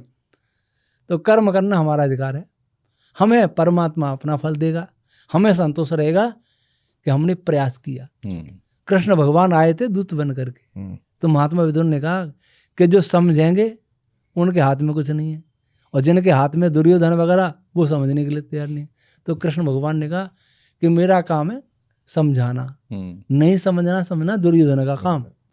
तो वैसे ही मैं कह रहा हूँ, मैं कृष्ण भगवान का भक्त हूँ। कर्मण्येवाधिकारस्ते करूँगा, कर्मण्येवाधिकारो में मेरा कर्तव्य मां फलेषु कदाचन, मैं अपना कर्तव्य कर रहा हूँ। अब हम आचार्य जी अपने अंतिम पड़ाव पे आते हैं। ये फास्ट फॉरवर्ड राउंड है, 4 सवाल हमारे पास होंगे, उसके छोटे छोटे जवाब, वन लाइनर या वन शब्द, जो भी आप जानना चाहें। क्या जीवन में मंत्रों का प्रभाव पड़ता है? मंत्रों का प्रभाव, एक तो केवल उच्चारण की बात करें, केवल उच्चारण, आचरण नहीं, तब भी उन ध्वनि तरंगों का प्रभाव सकारात्मक पड़ेगा वेद मंत्रों का। ठीक है। और आचरण का करेंगे तो हमारी आत्मा और जीवन पर सारे पर प्रभाव पड़ेगा, अच्छा प्रभाव पड़ेगा, क्योंकि मंत्र ईश्वरी वाणी है। नहाने से ठीक पहले मेंटली, फिजिकली और फाइनेंशियली सही करने के लिए कौन से मंत्र का उपयोग कर सकते हैं? देखिए, इनके कोई मंत्र नहीं है, यूँ विनियोग कर रखा है, नहाने से पहले ओम आपोहिष्टा मयो भुआ तानुजे दधातना, ये मंत्र बोल लो, लेकिन ये केवल विनियोग है। अच्छा। वास्तव में तो मंत्र यही है कि उन मंत्रों को जानो, अर्थ समझो और विचारो। बाकी ऐसा नहीं है इसका मंत्र है भोजन का मंत्र, उसका यात्रा का मंत्र, नहाने का मंत्र, खान, ये एक विनियोग है मात्र केवल ईश्वर का धन्यवाद करने के लिए।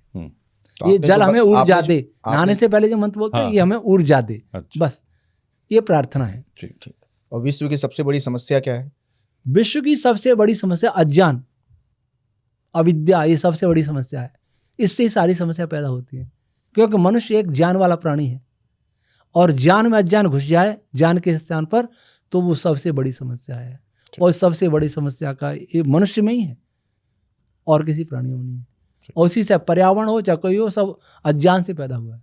तो संसार के कल्याण का मार्ग भी बता दीजिए। अब जो सबसे बड़ी समस्या उसका निवारण कर दें। अविद्या का नाश, ऋषि दयानंद ने कहा अविद्या का नाश और विद्या की वृद्धि करनी चाहिए, और विद्या की वृद्धि होगी केवल और केवल वेद से, वो भी उसके मंत्र पढ़ने से नहीं, उसके सही अर्थ जानने से। सही अर्थ दुर्लभ हैं, ये दुर्भाग्य, और हम उसी में लगे हुए। नहीं, बहुत अच्छा लगा आचार्य जी कि आप देश को विश्व गुरु बनाने में अपना जो योगदान दे रहे हैं, और जो बातें आज आपने बताई हैं, जो हमारे ज्ञान चक्षु जो आपने खोले, जो ज्ञान आपने हमें दिया, उसके लिए बहुत बहुत धन्यवाद आपका। आपका भी धन्यवाद बुलाने के लिए, आप दोनों का, द्विवेदी जी का, अभिषेक जी का, दोनों का बहुत बहुत धन्यवाद। बहुत धन्यवाद। मैं दर्शकों से भी ये गुजारिश, रिक्वेस्ट करूंगा कि जो आचार्य जी ने बताया उन चीज़ों को समझें और उस पर पढ़ें, ऑथेंटिक चीज़ें पढ़ें। इधर उधर की गूगल से पढ़ने की ज़रूरत नहीं है, जो सही है वो पढ़ें और उसको अपने जीवन में लाने की कोशिश करें। तो मुझे लगता है उससे जो हमारा आचार्य जी का, हमारा या जिसका भी ये एक प्रयास है, वो बहुत आगे बढ़ेगा। और चैनल को आप सब्सक्राइब कर लीजिए, वीडियो को शेयर कीजिए, लाइक कीजिए, कमेंट कीजिए और सुझाव ज़रूर दीजिए, ताकि हम अपने आप को और इम्प्रूव कर सकें। धन्यवाद। बहुत बहुत आभार। बहुत बहुत आभार।